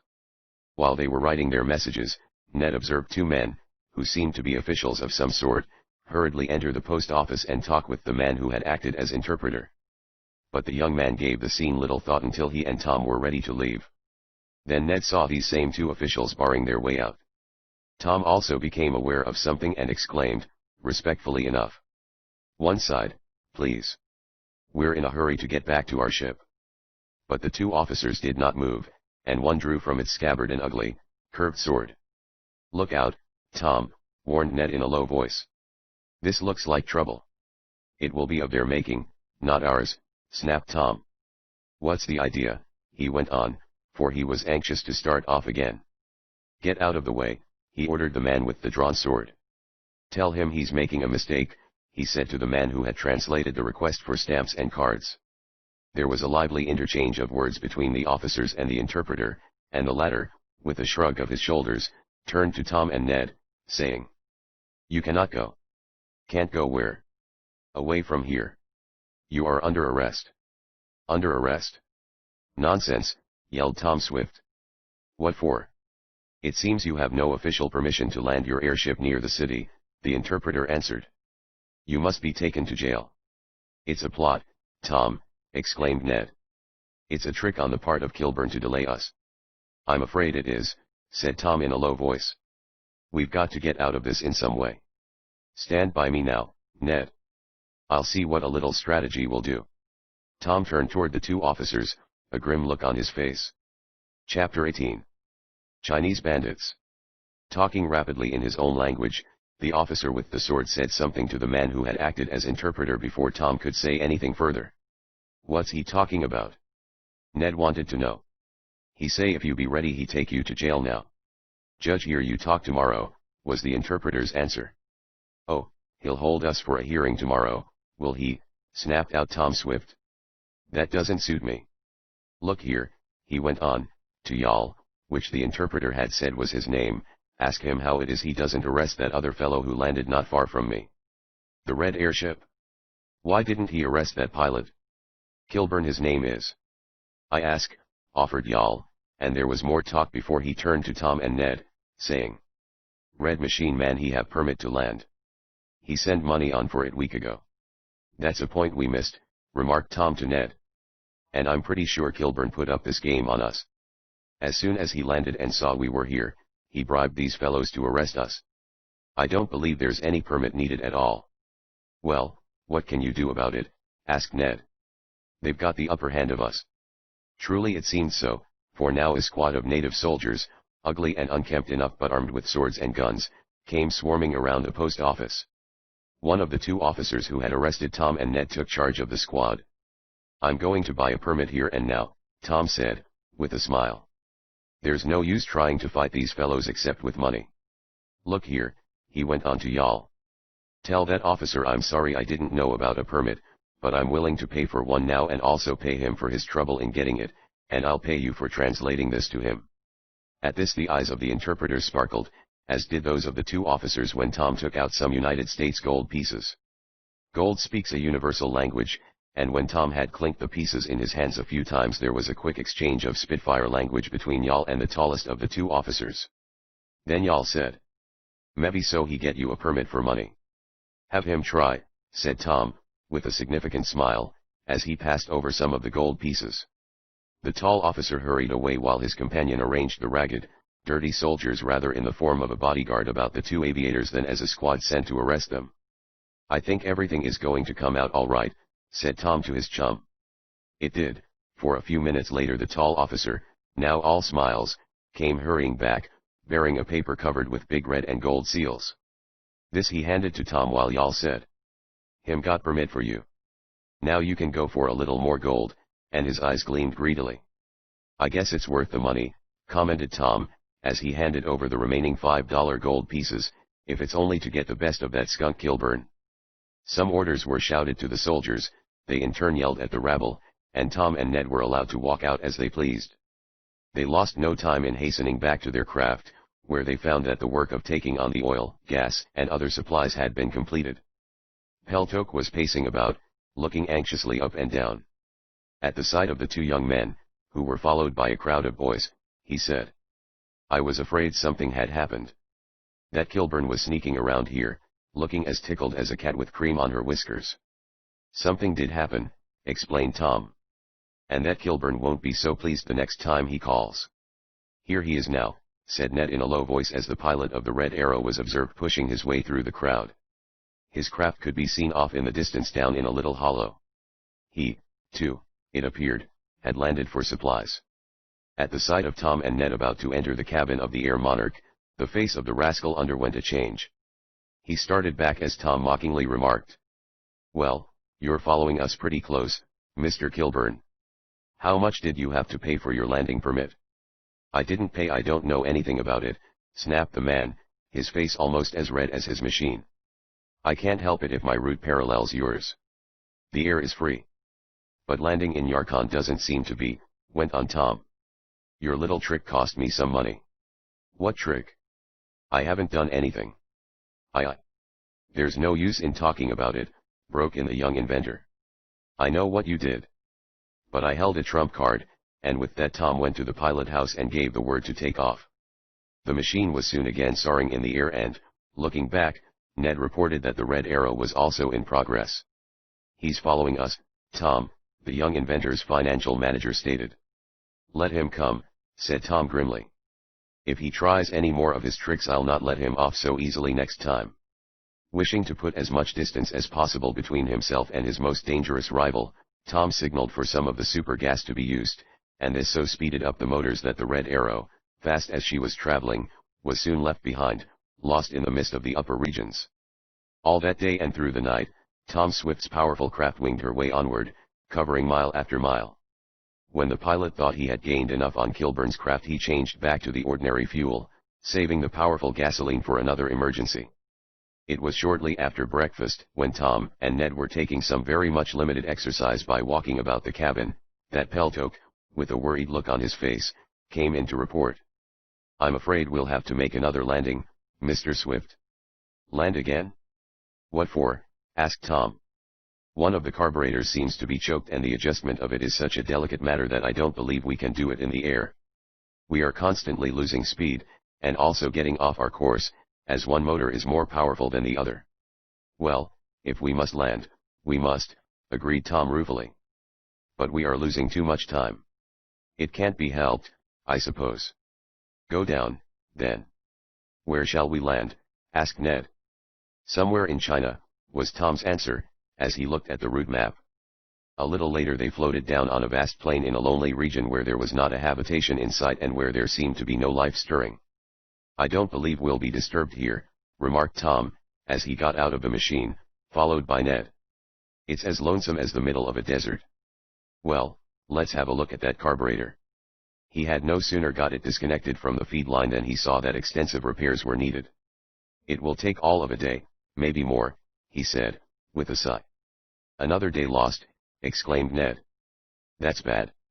"Oh, we'll make it up," declared Tom, with a smile. "We've got some of that super gas left. I'm saving that for a grandstand finish."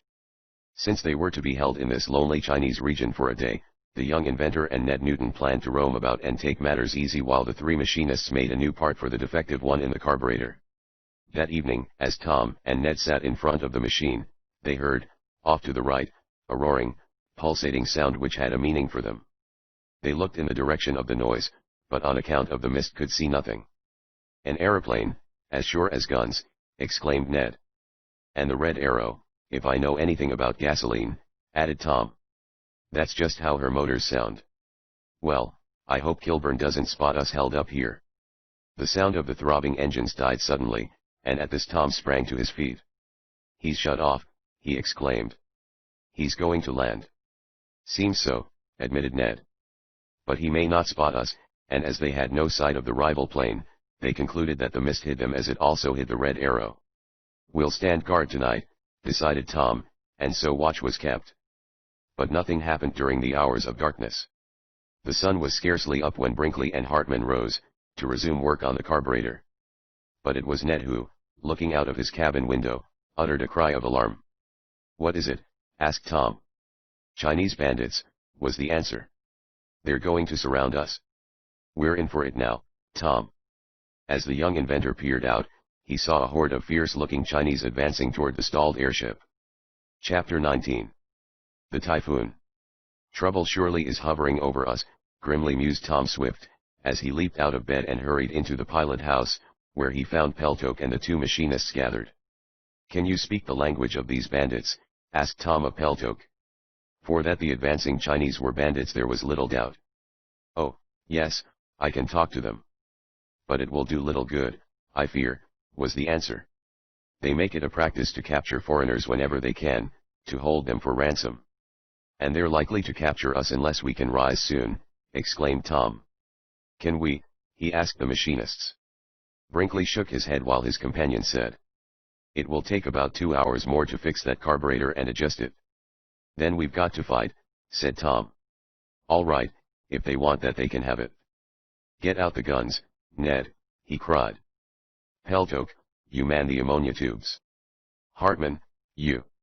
Wait a minute, advised Peltok. I think if we drive the machine on her wheels in the direction of these bandits they may scatter. They are not as intelligent as the yellow gypsies. We can run on land with only one motor. It will be better than starting a fight, for it will take only a few bullets to damage the machine beyond repair. That's right, agreed Tom. But do you think we can bluff them? It's worth trying, Peltok answered. I'll give them a word of warning. He leaned out of the pilot house window and shouted something which, as Ned said later, sounded like the backfire of an auto. The oncoming Chinese, none of whom were mounted, halted and talked among themselves. I told them, said Peltok to Tom, that you would mow them down as a typhoon mows down a rice field if they did not scatter. What did they say? They expressed some doubts, but I have them frightened. If you'll start the machine and open the cutout so the muffler isn't working, I think they'll run. Better that than shooting them, declared Tom. It did not take long to start the land motor, and when the engine was warmed up Tom opened the cutout, and such a staccato, rapid series of explosions resulted as to make it sound like a battery of machine guns in action. There were surprised shouts from the bandits, and some of them started to run. A few however held their ground. Shave her nose right into the midst of them, advised Peltok. But run slow, and knock them down gently. Since the propellers are aft they will do no damage. So Tom, guiding the craft, put her in motion toward a knot of the scowling Chinese bandits, some of whom seemed about to fire with their antiquated guns. But when the bandits saw the powerful craft headed straight for them and when the foremost in the line were gently but effectively bowled over, rolling out of the way of the wheels just in time to save their lives, it was too much for the spirit of the rascals. With cackling, shrill cries they turned and fled, and in a little while the plane was cleared of them. At this Tom Swift was well pleased, for he did not wish to take life, even of a bandit, if he could avoid it. Might just as well keep right on with the land motor, advised Ned when the way was clear before them. We can get to some place better fitted to stand off an attack than we were back there. And we'll be delayed a bit yet, shan't we? I'm afraid we can't get that carburetor tuned up before tomorrow morning, Hartman reported. He was an expert on this particular part of a gasoline motor. It wouldn't be a bad idea to get to some place where we'd have a hill at our backs, he added. All right, agreed Tom Swift, so he guided the craft for several miles across the treeless plain until they reached a plateau which they thought would be a good place to stop. Now, boys, make the best time you can on that carburetor, begged Tom of his mechanics when they were again at rest. It was decided that it would be wiser to lay to until the repairs were completed, rather than to try to make distance by traveling on land. The Air Monarch was not at her best climbing hills. Though the delay fretted Tom, there was no help for it, and as the afternoon wore away and nothing further occurred to disturb the party, they had visions of taking off early in the morning and heading once more through the air on their course. An hour's work in the morning, and we'll be all set, announced Hartman as he and the other two mechanics, weary with their labors, sought some much-needed rest. Peltok, who was a nervous, restless man, said he would stroll about a bit before turning in, and as Tom and Ned sought their bunks they saw him walking off in the darkness. In spite of his anxiety over the delay, Tom Swift was soon asleep. How long he had slumbered he did not know, but he was suddenly awakened by someone shaking him, and in the dim light of a small electric lamp in his cabin he saw Peltok bending over him. What is it? Asked Tom, starting up. Is it morning? Are we going to leave now? I don't know whether we can leave or not, was the answer. We are in great danger. Listen. I walked out this evening and, most unexpectedly, I came upon a place where the Red Arrow is hidden in a glen. The Red Arrow, cried Tom. You mean Kilburn's ship? Yes. She is right nearby, and I believe he and his men know we are here. But that isn't the worst. Kilburn has hired a band of Chinese bandits to attack us just before sunrise, disable our plane, and capture us. Are you sure of this? Gasped Tom. Very sure. I crept near enough in the darkness to overhear all the details. Kilburn was talking to the bandits through an interpreter, and I heard all that was said. The bandits are angry because we repulsed them this morning, and they are eager for revenge. They promised Kilburn to attack us in force, to wreck our machine and to carry us off. The dirty rascal, cried Tom. What can we do? If we could finish those repairs and be ready to start up before they got here, we'd trick them, said Peltoke. And when Ned, who was aroused by the talk, heard what was in prospect, he too, advised the same thing. Then we'll do it, decided Tom. I hate to root Joe and Bill out of bed again, but it's got to be done. Never a word of protest came from the two mechanics as they sleepily rolled out of their berths, and, with the help of Peltoke and Tom, while Ned managed a flashlight, went to work adjusting the carburetor and fitting it in place. Now we'll try it, said Hartman when, toward morning, the last of the adjustments were made. But if we start the motors and they don't work, objected Ned, won't those bandits, who must be camped near here and waiting, hear them and come to the attack? We've got to chance it, said Tom. Luckily, just as they began to make the test, a violent storm, with heavy thunder, came up, and the sound of the motor's exhausts were drowned in the furious rumbles from the sky. The bandits heard nothing of the trial of the airship's machinery and, to the delight of Tom and his friends, the carburetor functioned perfectly. We're ready to go up now, announced Peltoke, as the first rosy tints in the sky denoted the coming of dawn. Everything is all right. We're going up. And here come the bandits, cried Ned as, through the windows of the pilot house, he saw a crowd of Chinese advancing. Lively, ordered Tom. It's going to be touch and go. The motors roared as more gas was turned on. The Air Monarch trembled, seemed to cling for an instant to the earth, and then she began moving rapidly. A cry of astonishment and rage burst from the bandits, who had not expected this. It was rapidly getting light. Tom was in charge of the controls and, waiting only until the craft had acquired sufficient momentum, he pulled on the elevating rudder handle. There's Kilburn, shouted Ned, as he caught sight of the rascal who had come out to see how his plot worked. He was yelling something, though what it was could not be heard, and he seemed to be urging the bandits to rush up and grab the airship before it could get fully off the earth. But now the motors were warming up. The nose of the craft lifted. In desperation Kilburn yelled and waved his hands wildly. One of the bandits, directly in the path of the plane, made a jump and grabbed the rope that had, inadvertently, been left dangling. He caught it and was lifted up in the air. We're taking him with us, cried Ned, leaning out of the window to observe. That's his lookout, said Tom coolly. But the Chinese bandit had no relish for being taken from his home in this strange fashion. With a yell, he let go the rope when he was 10 feet up, and down he fell. Wow, yelled Ned, with a laugh of delight. He got his all right. Who? Asked Tom, who was guiding the plane up higher and higher, out of danger. Kilburn, was the answer. That bandit fell squarely on top of him, and they both went down in a mud puddle. Oh, baby, and Ned chuckled in delight while grins of satisfaction spread over the faces of the others. Tom looked down in time to see the discomfited pilot of the Red Arrow picking himself up from beneath the bandit, his clothes dripping mud and water, and then the Air Monarch shot on her way. The remainder of that day was one void of excitement. They traveled in the air over the vast extent of China, making only one descent to get some oil, as a leak developed in one of the reservoirs, allowing much of the precious fluid to drip away. They had a little trouble with the Chinese authorities in the city where they landed. But this was not due to any scheming on the part of Kilburn. It was just a local squeeze custom, and Tom had to pay out money for graft. But he said he did not mind as long as he was ahead of the Red Arrow, and he felt sure that he was. It was the middle of the next day, when they were about to leave the region above land, once more to sail over water, that Tom observed the barometer falling. Does it mean anything? Asked Ned, as he saw the serious look on his chum's face. A storm, I'm afraid, was the answer. And a storm here, in the region of the Japan Sea, is anything but pleasant. Bad? Asked Ned. The very worst, was Tom's reply. But we may be able to get above it. He increased the speed of the motors and headed the Air Monarch in a different direction. But the glass continued to fall. The sky soon became overcast and there was a dead calm, as they could tell by looking down on the surface of the sea, which was as flat as a mill pond. But not for long. Suddenly there was a puff of air that swerved the craft, powerful as she was, to one side. Then came a howl as from some mighty siren whistle. Tom, who had given Peltok charge of the steering wheel, sprang to aid him as the spokes were almost torn from his hands. At the same time the young inventor cried, "Typhoon! Typhoon! It's going to hit us hard." Then, in spite of all efforts to keep her nose up, the airship began shooting down toward the surface of the sea that was now lashed into foamy waves by the power of the awful wind. Chapter XX. Malay Pirates.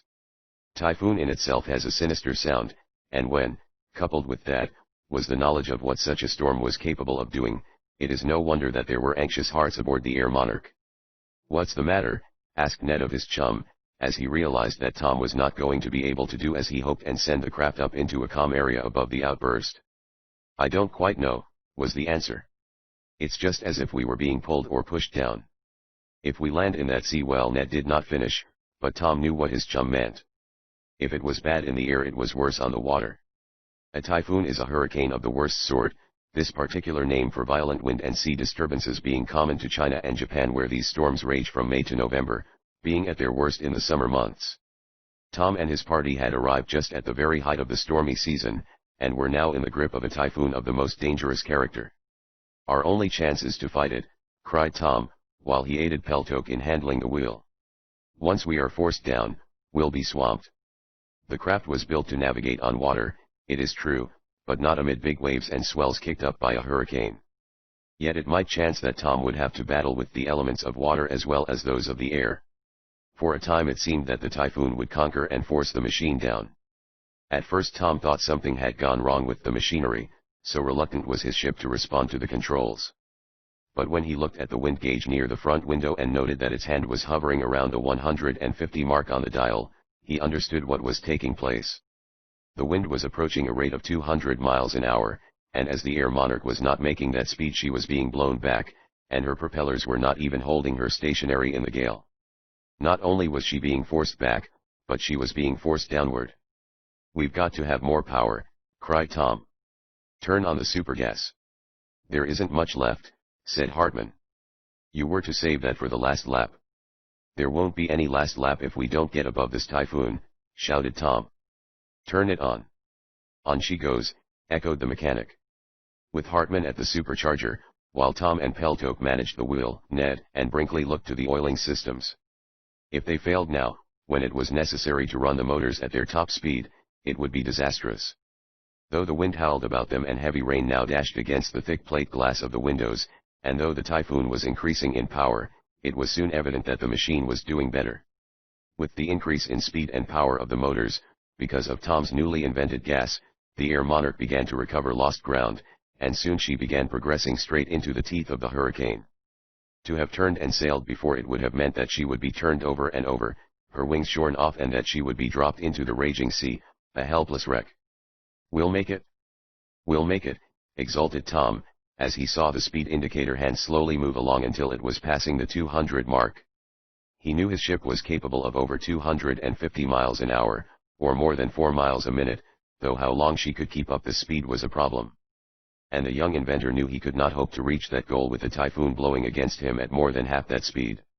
So Tom was satisfied when he saw his craft making a little more than the 200-mile rate, and he had hopes of coming out of the contest not only with a whole skin himself but with his plane intact. Howling and yelling, the wind threatened to tear the machine apart. But the Air Monarch was stanchly made, and she forged ahead.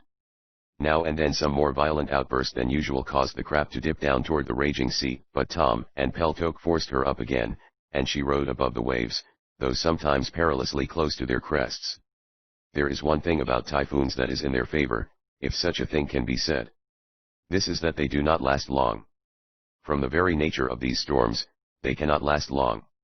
So, after about half an hour, there was a diminishing of the force of the hurricane, as Tom could note on the gauge, and he was able to send his craft up higher, soon being in a region of comparative calm. "Oh, boy. That was some blow," Tom confided to Ned, when he could let Peltok manage the wheel alone and the young inventor went to get some rest in the main cabin with his chum. "I'll say it was," Ned echoed. Do they have many of these out here? More or less. We're well out of that one.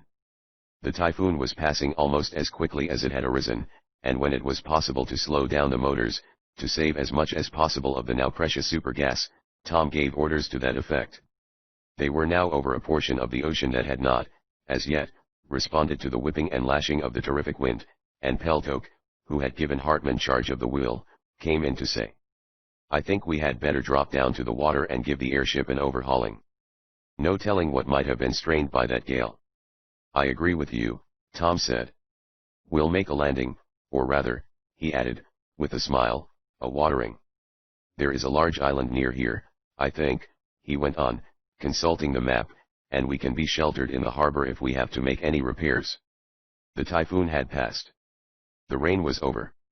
The setting sun came out clear and bright from behind the black clouds as the Air Monarch gently settled down in the sea near a large island, with smaller islands clustered about it. "Pleasant place, this," remarked Ned. "It looks so," agreed Tom. "I hope we find nothing wrong and can soon be on our way again. We have lost a lot of time. And we're likely to lose something else, too," suddenly exclaimed Hartman, as the craft came to a stop at the entrance to a natural harbor on one side of the large island. "What's the matter?" asked Tom, who was shutting off the motors. "Look," exclaimed the mechanic, and as he pointed ahead Tom and his friends saw, swarming toward them, a number of long, low boats, filled with savage warriors who set up a hideous howling. "Malay pirates," cried Tom, recognizing the natives. "We'll have a hornet's nest about our ears in a minute." "Malay pirates." On came the savages chanting a war song to keep time with the flashing paddles as they urged their boats toward the floating aeroplane. Chapter XXI. Among the headhunters. "What shall we do, Tom?" exclaimed Ned, as he stood beside his chum, regarding the pirate flotilla. "Going to fight? Better turn on the ammonia tubes. Let's get out the machine gun." One of these weapons had been brought along. "We can stand them off," and Ned started back to the rear of the cabin where the weapons were kept. "Wait a minute," ordered Tom Swift. "I don't believe we'd better shoot, Ned." "But, man alive, why not? They'll kill us if we don't. Look at their savage faces." "They're regular fiends," said Peltok. "They'll not only capture us, but they'll torture us before they eventually kill us. This tribe is one of the worst of the Malay pirate bands." "I haven't the least doubt of it," assented Tom. "But at best we can kill only a few of them before the rest will swarm over us." "There's something in that," agreed Hartman. "But still we shall have to do something. They'll capture the ship if we don't." "Get down off that," he yelled as one of the boats was suddenly paddled forward and a Malay, horribly decked out in war paint and feathers, leaped up on one of the plane's wings. Impulsively Hartman jumped outside and pushed the pirate off the airship into the water, where he fell with a splash. This did not disconcert him, however, for the Malays were like fishes in the ocean, and he swam back to his canoe while his companions laughed. At this Tom Swift's face brightened and he exclaimed, "We have a chance. Any tribe, no matter how savage, that can see the funny side of life is open to reason." "Do you mean you're going to reason with these fellows?" asked Ned. "What's the idea? We can't hang around here making those fellows laugh and getting them into good humor so they'll let us go. If you're going to win this race, Tom." "I'm going to do my best to win it," was the answer. "But harsh measures may be the very worst sort we could adopt. I have an idea we can escape from these pirates by a little strategy." "What kind?" Ned wanted to know. "I've got to work out a plan," Tom answered. "Meanwhile, how will this do to impress them?" Without waiting for his chum to answer and not consulting the others, Tom went to a chest in the corner of the cabin and took out a small black globe. From it dangled the end of a fuse, and to this Tom set a match. "Going to bomb them?" asked Ned. "Good. I'd never thought of that. But I thought you advocated peaceful measures." "This will be peaceful enough," Tom said with a smile, looking out on the ever-increasing flotilla of Malay canoes. So closely were they now clustered around the airship that it would have been impossible for her to have gotten up speed enough to taxi across the water and to rise in the air. The engines had been shut down, and it seemed that the Air Monarch was at the mercy of the pirate horde. "A peaceful bomb," cried Ned. "That's one on me. But be careful where you throw it, Tom, or you may damage us more than you damage those imps. Though I'd like to see 'em all blown sky high," he added vindictively. "They won't be blown far with this," remarked Tom Swift, as, noting that the fuse was almost burnt down, he hurled the black object through the open window straight into the midst of a number of canoes. There was a yell of surprise from the pirates as they saw the object, with its faint trail of smoke, coming toward them. A moment later there was a little explosion, hardly louder than that of a firecracker, and a great cloud of smoke floated over the scene, hiding the pirates from view. "I get you now," yelled Ned. "A smoke bomb such as they use in the movies. We'll escape while they are blinded by the smoke." "No, not exactly," Tom said. "The smoke will hamper us as much as I hope it scares these pirates. I only want to impress them and lay pipes for another demonstration later. I brought some of these smoke bombs along to use for signaling, but they may serve another purpose." Indeed, this one seemed destined to act that way, for from the midst of the heavy cloud of white vapor came yells and cries of fear and astonishment. Meanwhile, those in the airship waited for Tom's next move. "This will give them the idea that we are a supernatural bunch, I hope," said the young inventor.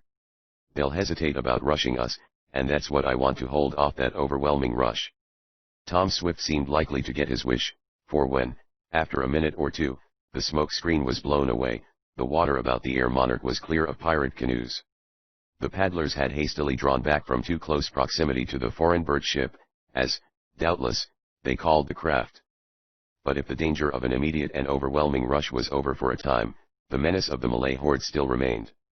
For though the canoes had withdrawn to a respectful distance, they still hemmed the aircraft in, and it would have been impossible to get headway enough to rise without crashing into part of the flotilla. This might kill a number of the pirates. It was also likely to damage the Air Monarch. "Here comes the chief. I think he wants a parley," said Peltok, as the largest canoe of all, much bedecked with feathers and other ornaments, shot out from the midst of the boats and was paddled toward the aircraft. On a raised platform amidships sat a fat Malaysian surrounded by his attendants. One of them began shouting something to which Peltok listened attentively. "He's the chief, all right," he translated to the others after an exchange of talk between himself and the Malaysian. "He says he will let us depart in peace if one of us will remain to be offered as a sacrifice." "A sacrifice?" cried Tom. "A sacrifice to what?" "To one of their heathen gods," Peltok announced. "It seems the tribe has had bad luck and they think their god should be propitiated. A white man as a sacrifice will do the trick," that Malay chap said. "That smoke bomb scared them," he went on. "They can see that we have great power. But still they are not enough impressed to let us go free, though they say they will withdraw their boats and let us go on our way if one of our party is handed over for sacrifice." "And if we refuse?" asked Tom. "Then they will rush on us and kill us all, no matter how many of them we may kill," translated Peltok. "Thus will their god be appeased and fortune will smile on them," the chief says. "They're desperate enough to do just that," said Tom. He seemed lost in thought for a moment, and then he added, "Tell them we will let them know in the morning. Hold them off until after dark," he added. "By that time we'll have had a chance to go over our motors and be ready for a rush." "But it will be dangerous to crash through those canoes," objected Ned. "Maybe there won't be any canoes left when we get ready to leave," replied Tom, with a smile. "Go ahead, Peltok, tell them we will decide by morning." Again there was an interchange of words in the Malay tongue, and when there was a pause Peltok turned and said, "They agree. If by morning you will donate one of the party to sacrifice they will give us free passage over their sea. If not, they will kill us all." "There are two sides to every story," quoted Tom. "Ours yet remains to be told. Come on now," he urged his companions. "Let's get busy on the motors. They may not need much tinkering with, but we'll tune them up and be ready for the dash." While the mechanics were making some adjustments, which fortunately proved to be very few, Ned asked Tom, "What's the game?" "Fireworks," answered the young inventor.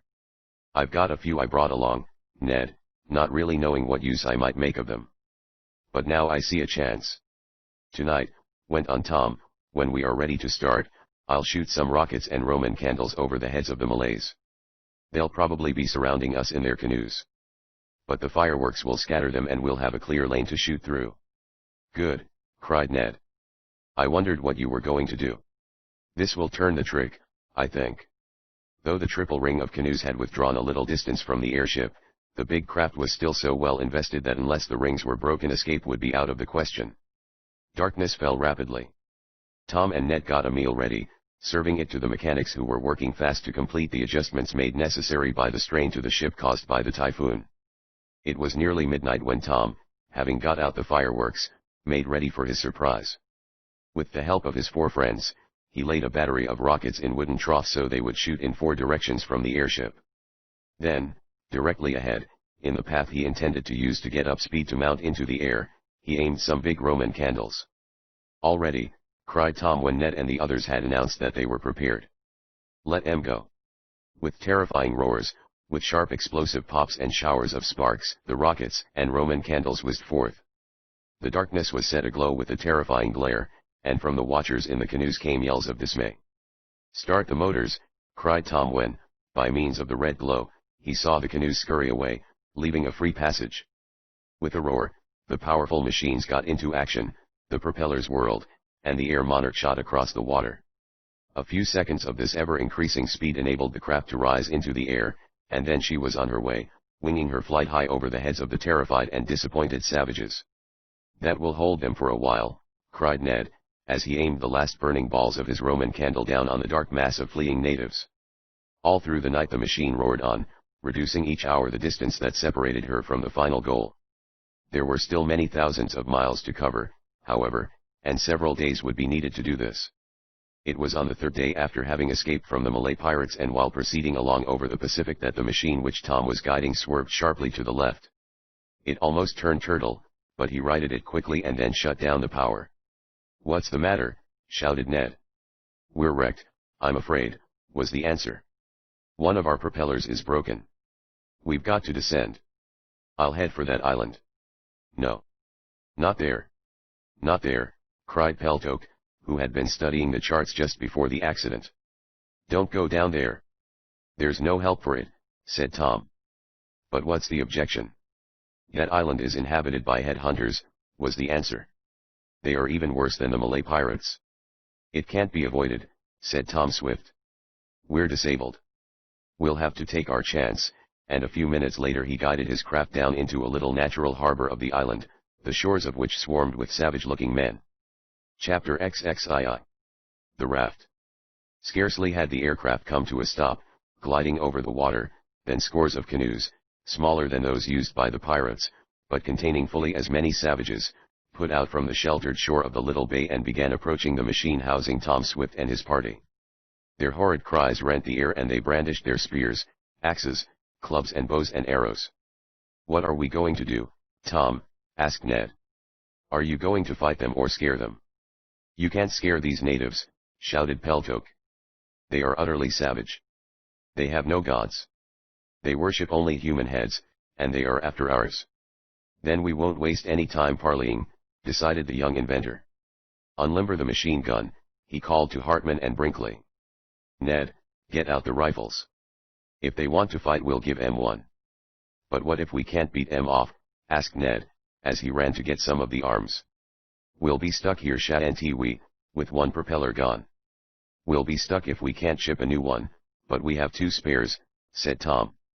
"We've got to fight these headhunters off, that's all there is to it." Realizing how desperate was their situation, the party, one and all, resolved to die fighting rather than fall into the hands of the evil savages. The machine gun was set up on its tripod just outside the motor room, on a small platform which was hastily screened in by some boxes, chests, and movable lockers. Hartman and Brinkley, who were to work this automatic weapon, would thus be protected from the spears and arrows of the headhunters. Luckily the islanders did not seem to possess firearms. Tom, Ned, and Peltok would take their stand in the front cabin and fire on the savages from there. No sooner were these measures of defense taken than the headhunters rushed to the attack, yelling, shouting, and brandishing their weapons. There was quite a party of them coming up in canoes at the stern of the floating airship, and Tom, seeing this, yelled to the machine gunners, "Let 'em have it." A moment later the automatic began its staccato roar and the bullets fairly riddled several canoes, sinking them, spilling their warriors and paddlers into the water, and killing numbers of them. But while the rear attack was thus repulsed, there was a rush toward the front and sides. There the savages were met with a sharp fire from the rifles of Tom, Ned, and Peltok, and great execution was done. With yells of dismay at this hot reception, most of the canoes that were not disabled swung back, but one containing half a score of natives dashed on and bumped against the fuselage of the aircraft. Screaming and brandishing their weapons, the occupants tried to swarm up the slippery metal sides. "Repel boarders," yelled Tom, rushing out, followed by the others. Despite a flight of arrows and spears, one of which latter wounded Peltok and Ned slightly, the three drove the invaders back, firing in their very faces, and actually kicking some of them off into the water.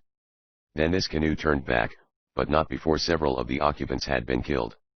"Good work," cried Tom, turning to go back to the shelter of the cabin to avoid more arrows and spears which were now showering toward the Air Monarch.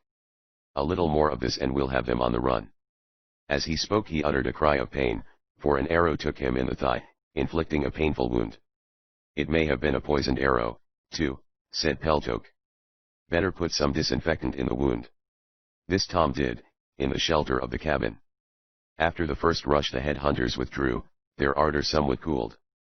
But Tom and his companions knew the fight was not yet over. The canoes still hung about and more savages were coming to the coast from the interior of the island. Some of them bore freshly severed heads, and it was a foretaste of what might happen to Tom Swift and his party should they be captured. Meanwhile, Hartman and Brinkley had used the machine gun to such good advantage that they had repulsed the savages at the rear with great loss, though both machinists had been slightly wounded by arrows. All 5 of the airship occupants were now hurt, but none of the wounds amounted to much save in the case of Tom Swift, and he made light of his pierced thigh. It was, however, very painful. "What are we going to do?" asked Ned, who was beginning to lose heart when he saw the increasing crowd of savages and realized that the airship was disabled. "Do," cried Tom. "Why, we're going to carry on, of course. It will not take long to attach a new propeller, and we'll have to fight off these imps while it's being done. Hartman and Brinkley can do the work, while you and I, Ned, with Peltok, will stand guard." This program was carried out, though under great difficulties.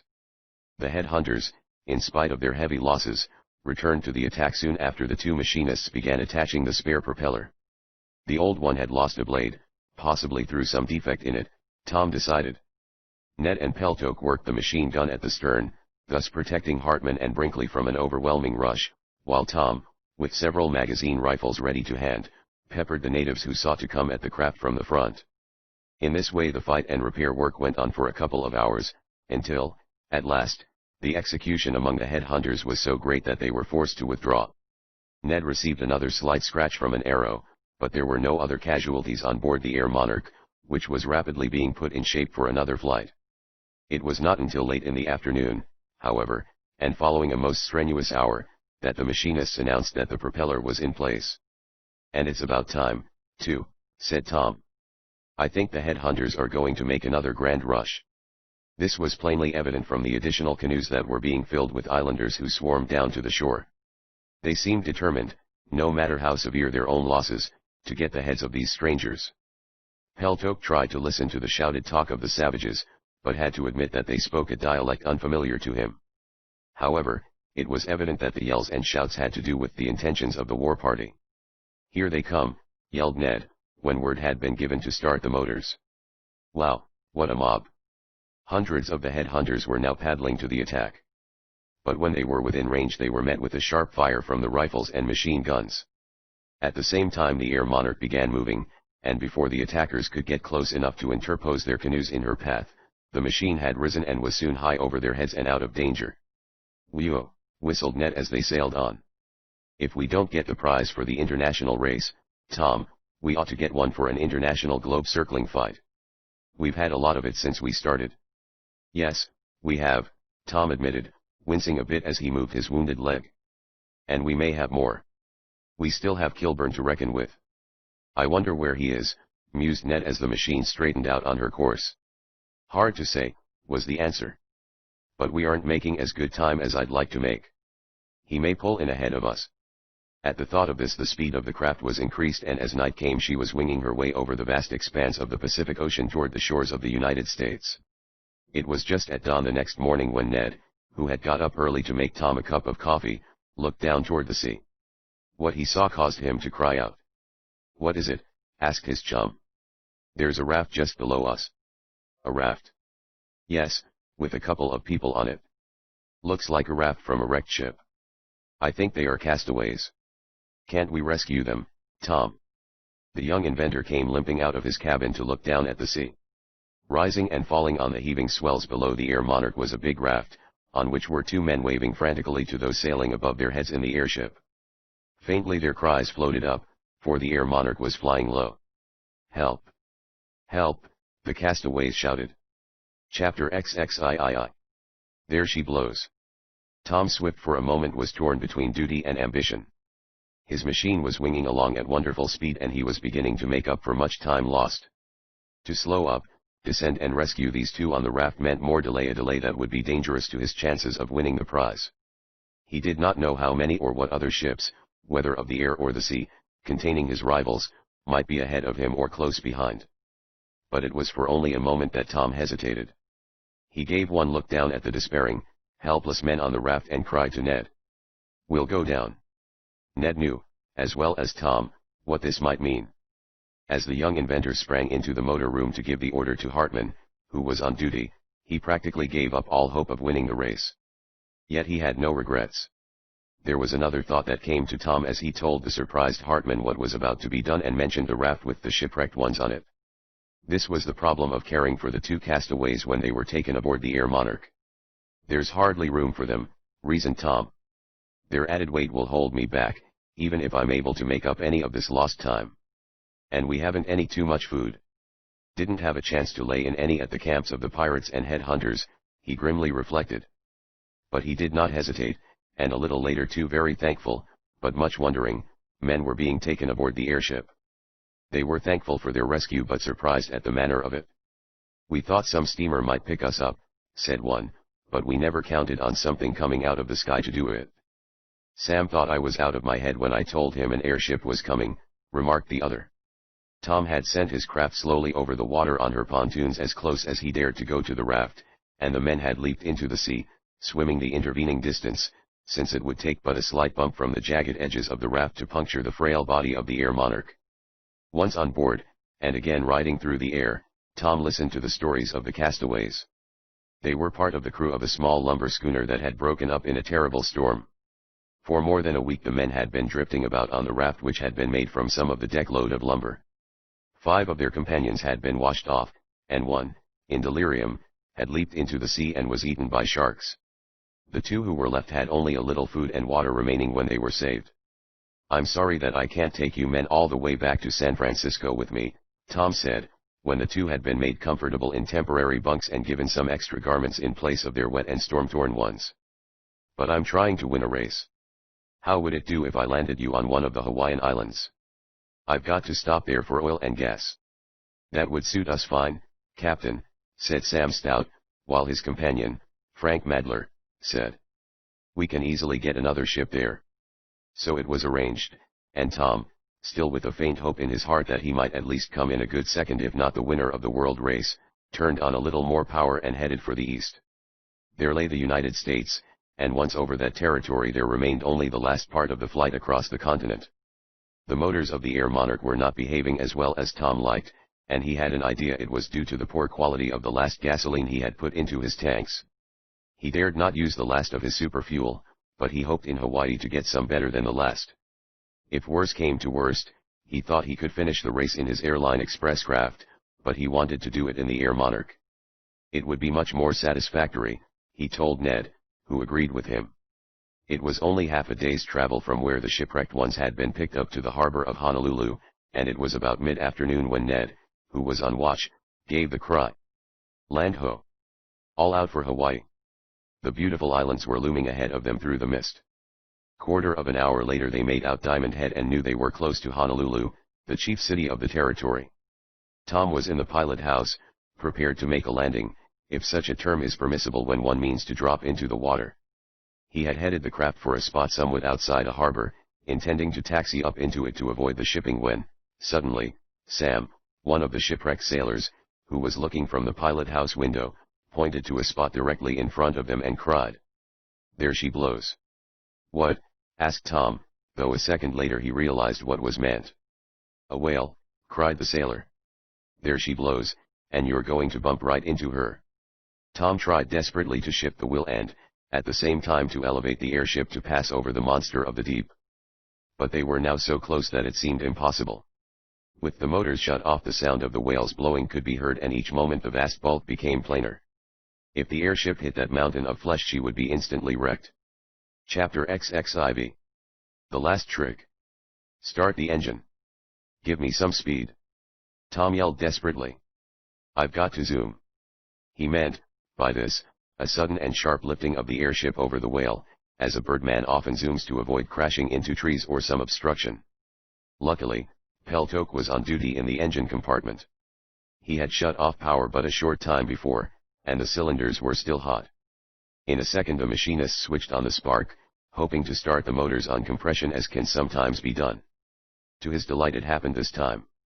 With a roar the powerful engine started up, whirring the propellers and giving the craft enough momentum for Tom to lift her over the whale's back. But so little room was there to spare that afterward, observers in nearby boats declared that the spouting of the whale wet the lower portion of the Monarch. Tom could well believe this, for when the big creature, alarmed by the near approach of the aircraft, raised its flukes and slammed them down on the surface of the sea, preparatory to sounding, the water was washed in a big wave over the rudders of the Air Monarch, tearing loose some of the stays and guy wires of the elevating surfaces.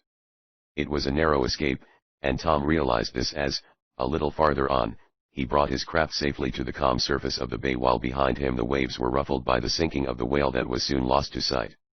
If this keeps us, remarked Ned whimsically, as he sat on a locker, I'll be a nervous wreck after this race. It's just one bit of excitement and narrow squeak after another. We have had a little more than our share, admitted Tom.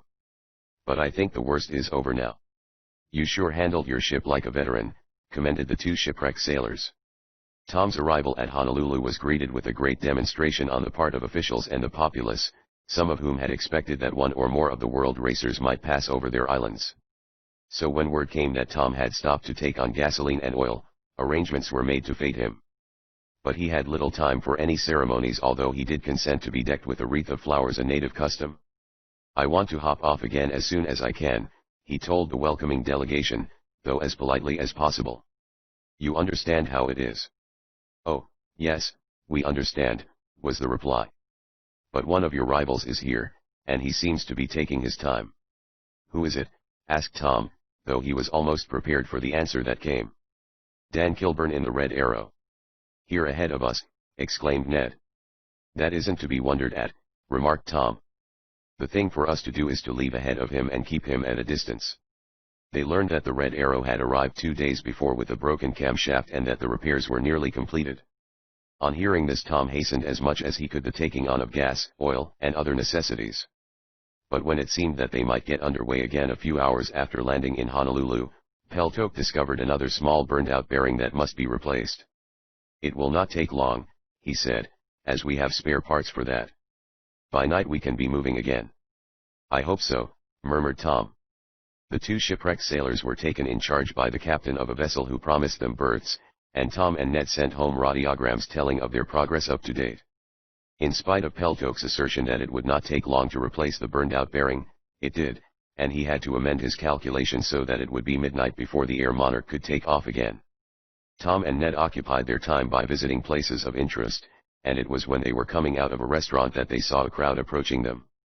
Thinking it was only curious ones who wanted to look at the world flyers, the two young men paid little heed until they heard a voice they knew saying, "There's Tom Swift now.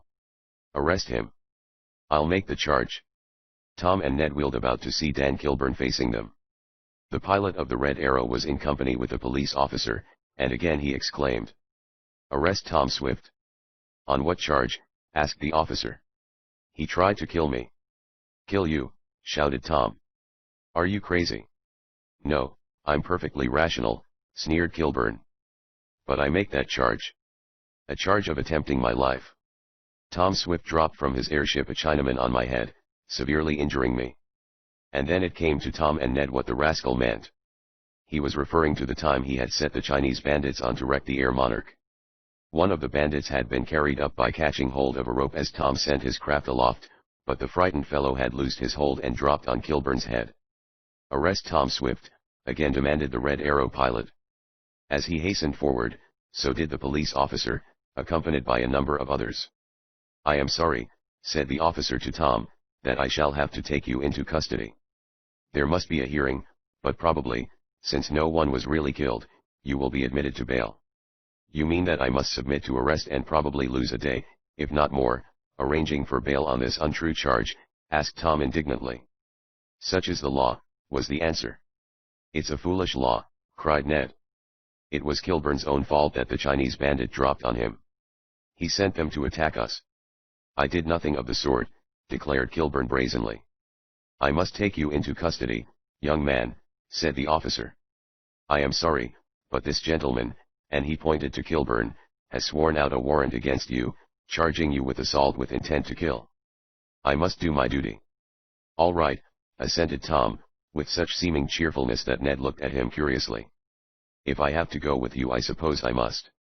But this is your last trick, Kilburn, the young inventor suddenly cried. I'm going to play trumps from now on. Follow me, Ned. With a sudden motion Tom tripped the officer who had reached out a hand to apprehend him. He pushed the man backward into the midst of his fellows, and then sent a fistful into Kilburn's face, whirling him aside.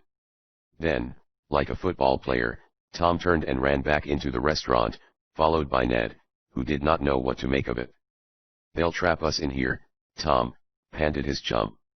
No, there's a back way out that leads directly to the beach, whispered Tom. I noticed that when we were in there. Come on. We can beat Kilburn yet. On they rushed, through the midst of the astonished waiters and patrons in the dining room. Out through the kitchen they went and into a back alley. Tom had marked the way well, and in a few minutes, leaving a confused and yelling crowd of men behind them, the two reached the harbor, and, engaging a motor launch by the simple but effective method of shoving gold coin into the owner's hand, were soon aboard the Air Monarch. How about it? Gasped Tom to the workman. Can we start? At once, if there is need, answered Peltok. There's the greatest need in the world if I'm going to win the race, cried Tom. A minute later the Air Monarch rose. Chapter XXV. Across the continent. Well, Tom, what do you make it? The young inventor and his chum were in the snug cabin of the Air Monarch, which was speeding over the last few hundred miles of the Pacific that lay between her and the Golden Gate. Tom was poring over a chart and making some calculations. If we reach San Francisco by night, and we ought to do it at the rate we're traveling, we'll have used up nearly 18 days of the 20. That leaves you 1 day to cross the continent, remarked Ned. Correct, agreed Tom. But we'll have to stop in Frisco to take on more gas and oil. After that we'll have a straight-away run to New York. And victory, added Ned. That remains to be seen, replied Tom. It was the day after the sensational escape in Honolulu from the trumped-up charges of Kilburn. The Air Monarch had got away to a flying start, though what Kilburn had done remained a matter of conjecture. Doubtless, tricked by Tom's quick action, the Red Arrow pilot had also completed his repairs and was racing after his most dangerous rival. With good luck, no more delays and fair feather, we'll just about do it, Tom said, putting away the maps and calculating tables and instruments as they neared San Francisco. They had arranged for a landing field there, the same field that Tom used for his Airline Express, though he did not now consider using that machine, since the Air Monarch was doing so well. It was evening when the great craft, going fast, passed the Golden Gate amid a salvo of whistles from all sorts of craft in the harbor, for scouting aeroplanes had discovered Tom's approach and heralded it. Out to the landing field without mishap the Air Monarch soared, and their willing hands assisted in making a few slight repairs and in filling the gas and oil tanks. We'd like to have you address our Chamber of Commerce, said the president of it to Tom, as that young man was nervously walking about his craft. We have our annual meeting this evening and... Sorry, cut in Tom, with a smile. But I'm going to hop off at once. I have only about a day left of my allowance, and there's too much at stake to take any time here. If I win this race I may fly back and give you a talk. I wish you would, said the president. At last everything was in readiness, and while police were clearing the field that Tom might have a runway to get a start for taking the air, there echoed above the Air Monarch a throbbing and beating in the night. It was a sound a nature of which Tom and Ned knew only too well. There goes the Red Arrow, cried Tom, recognizing the peculiar throb of his rival's propellers. He's ahead of us. In vain Ned sought to pierce the blackness above for a sight of the other machine. He could see a dim blur of light, and that was all. Cast off. Let's start, cried Tom, and a moment later, amid shouts of farewell and cries of good luck, the Air Monarch started on the last lap of the 25,000-mile journey around the Earth. "Think we can make it, Tom?" asked Ned. "We're going to try," was the answer. But as Tom, during the night that followed the last night of their flight, looked at the barometer, he shook his head a bit dubiously. "I'm afraid we're going to run into a storm when we hit the Middle West," he said. That is just what happened. Through the night the Air Monarch soared on, crossing the Rockies and heading for the east. When dawn broke, the occupants of the craft found themselves navigating in the midst of a swirling storm of wind, rain, and, at times, beating hail. "Some storm," cried Ned, as the fierce wind careened the aircraft. "Will it hold us back, Tom?" "It's bound to, somewhat, but it isn't as bad as the typhoon or the hurricane." There was an anxious look on the young inventor's face, however, and Ned guessed that it was caused as much by the thought that Kilburn in the Red Arrow was ahead of him as it was by the storm. The Air Monarch might beat the storm, but could she beat the rival plane? On and on raced Tom's craft, until at last she was clear of the storm, which had done its best, but in vain, to hold her back or cripple her. "Pittsburgh," shouted Ned, who was marking off the principal cities as they flew over them. 400 miles more to New York and victory," echoed Tom. It was shortly after noon. A hasty meal had been served. In about 2 hours more, if all went well, the race would be over. The 20 days were not quite up. Tom Swift still had a chance to win the $20,000 for Mr. Swift. Would he also win the prize money? Suddenly, through the mist in front, Ned caught sight of another plane, traveling in the same direction as the Air Monarch. "Look, Tom," the financial manager cried. Tom leveled a glass at the other craft. "It's the Red Arrow," he yelled. "And she's limping. We've got a chance to beat her. Turn on the supergas. We've got just about enough to finish the race." In an instant the powerful new gas Tom had evolved was turned on, and at once the improvement in the pace of the Air Monarch was noted. Tom had been saving his precious fuel for just such an emergency as this. He gave the Red Arrow a wide berth in passing her, lest perhaps Kilburn, in his rage at seeing himself about to be beaten, might try to ram Tom's craft. Then the mist closed in again, and it is probable that those on the Red Arrow did not know the Air Monarch was passing, unless they heard the throb of her propellers. On and on rushed Tom Swift and his friends. 1 hour passed. In less than 60 minutes they would be in the neighborhood of New York City and could glide out to the Long Island landing field. "If this mist would only let up," complained Tom. "We may overrun the field in the fog." Passing Pittsburgh and other cities, messages had been dropped, to tell the committee in charge of the race the Air Monarch's progress and let them know the approximate time she would arrive. He also hoped his father, and perhaps Mary, would be on the field to greet him. Suddenly the mist cleared away and Ned, looking down, saw the tall and jagged skyline of New York's big buildings. "We've arrived, Tom," he yelled. "Not quite yet. A few minutes more." Tom steered with a clear vision now, out toward Long Island. The airship had been sighted, and a din of whistled greetings arose from the harbor. "Stand by to land," cried Tom a little later, as he glimpsed the field he had left nearly 3 weeks before. A big crowd was with difficulty kept out of the danger zone. "And the Red Arrow isn't in sight," exulted Ned. Down to the ground floated the Air Monarch. Her wheels ran over the sod and she came to a stop within a few feet of where she had taken off. Cries and cheers greeted the returning voyagers. "Tom! Tom!" yelled Mr. Damon, rushing out of the crowd as Tom, Ned, and the others stepped from the plane. "You win. Bless my alarm clock, but you win." "What was our time?" asked Tom, as he greeted the eccentric man and then noticed Mary coming toward him with her father and Mr. Swift. 19 days, 11 hours, 15 minutes, 11 seconds, was the answer of the official timekeeper. "I congratulate you, Mr. Swift. You have won the $100,000 prize." "And your father wins his bets," echoed Mr. Trace, who, with Mr. Birch, had arrived in time to see the landing. "I didn't believe it was possible to circle the globe in less than 20 days. "We had several narrow squeaks," admitted Tom, as he paused to allow the newsreel men to make moving pictures of him.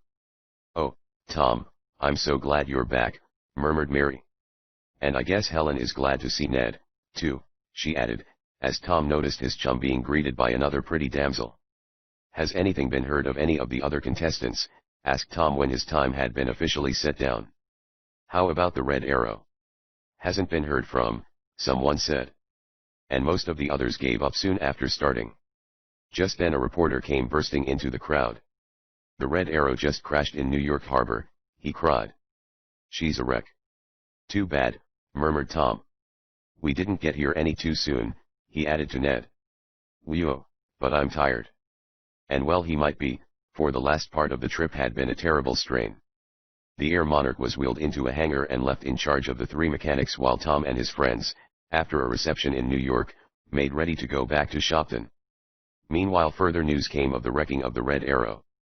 Her motors, worn by excessive strain, had collapsed just when Kilburn might have given Tom a close finish, and the machine, a complete wreck, fell into the water. Some of her crew were seriously hurt, and it was thought her pilot would die. Under this impression Kilburn made a complete confession, admitting that he had set Hussey and another man on not only to steal Tom's secret if possible, and, failing in that, to try to cripple Tom and disable the Air Monarch. But all their evil plans came to naught. Tom did not press his charges, and Hussey was released, but his employer, Kilburn, was discredited in the eyes of everyone, and Tom, acclaimed a hero and a sport on all sides, received the $100,000.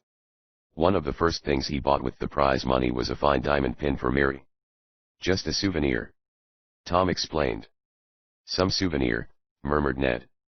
But then he did not need to be envious, for he was given a large share of the prize money by Tom, and was able to get a souvenir for Helen. Peltoke, Hartman, and Brinkley were also well rewarded for their part in helping win the great race. "And I won a bit myself," admitted Mr. Damon, when matters were being talked over. "But bless my phonograph," he said, "don't tell my wife. She doesn't believe in making wagers. Only I'm glad you won, Tom." "I'm a bit glad myself," laughed the young inventor. The end.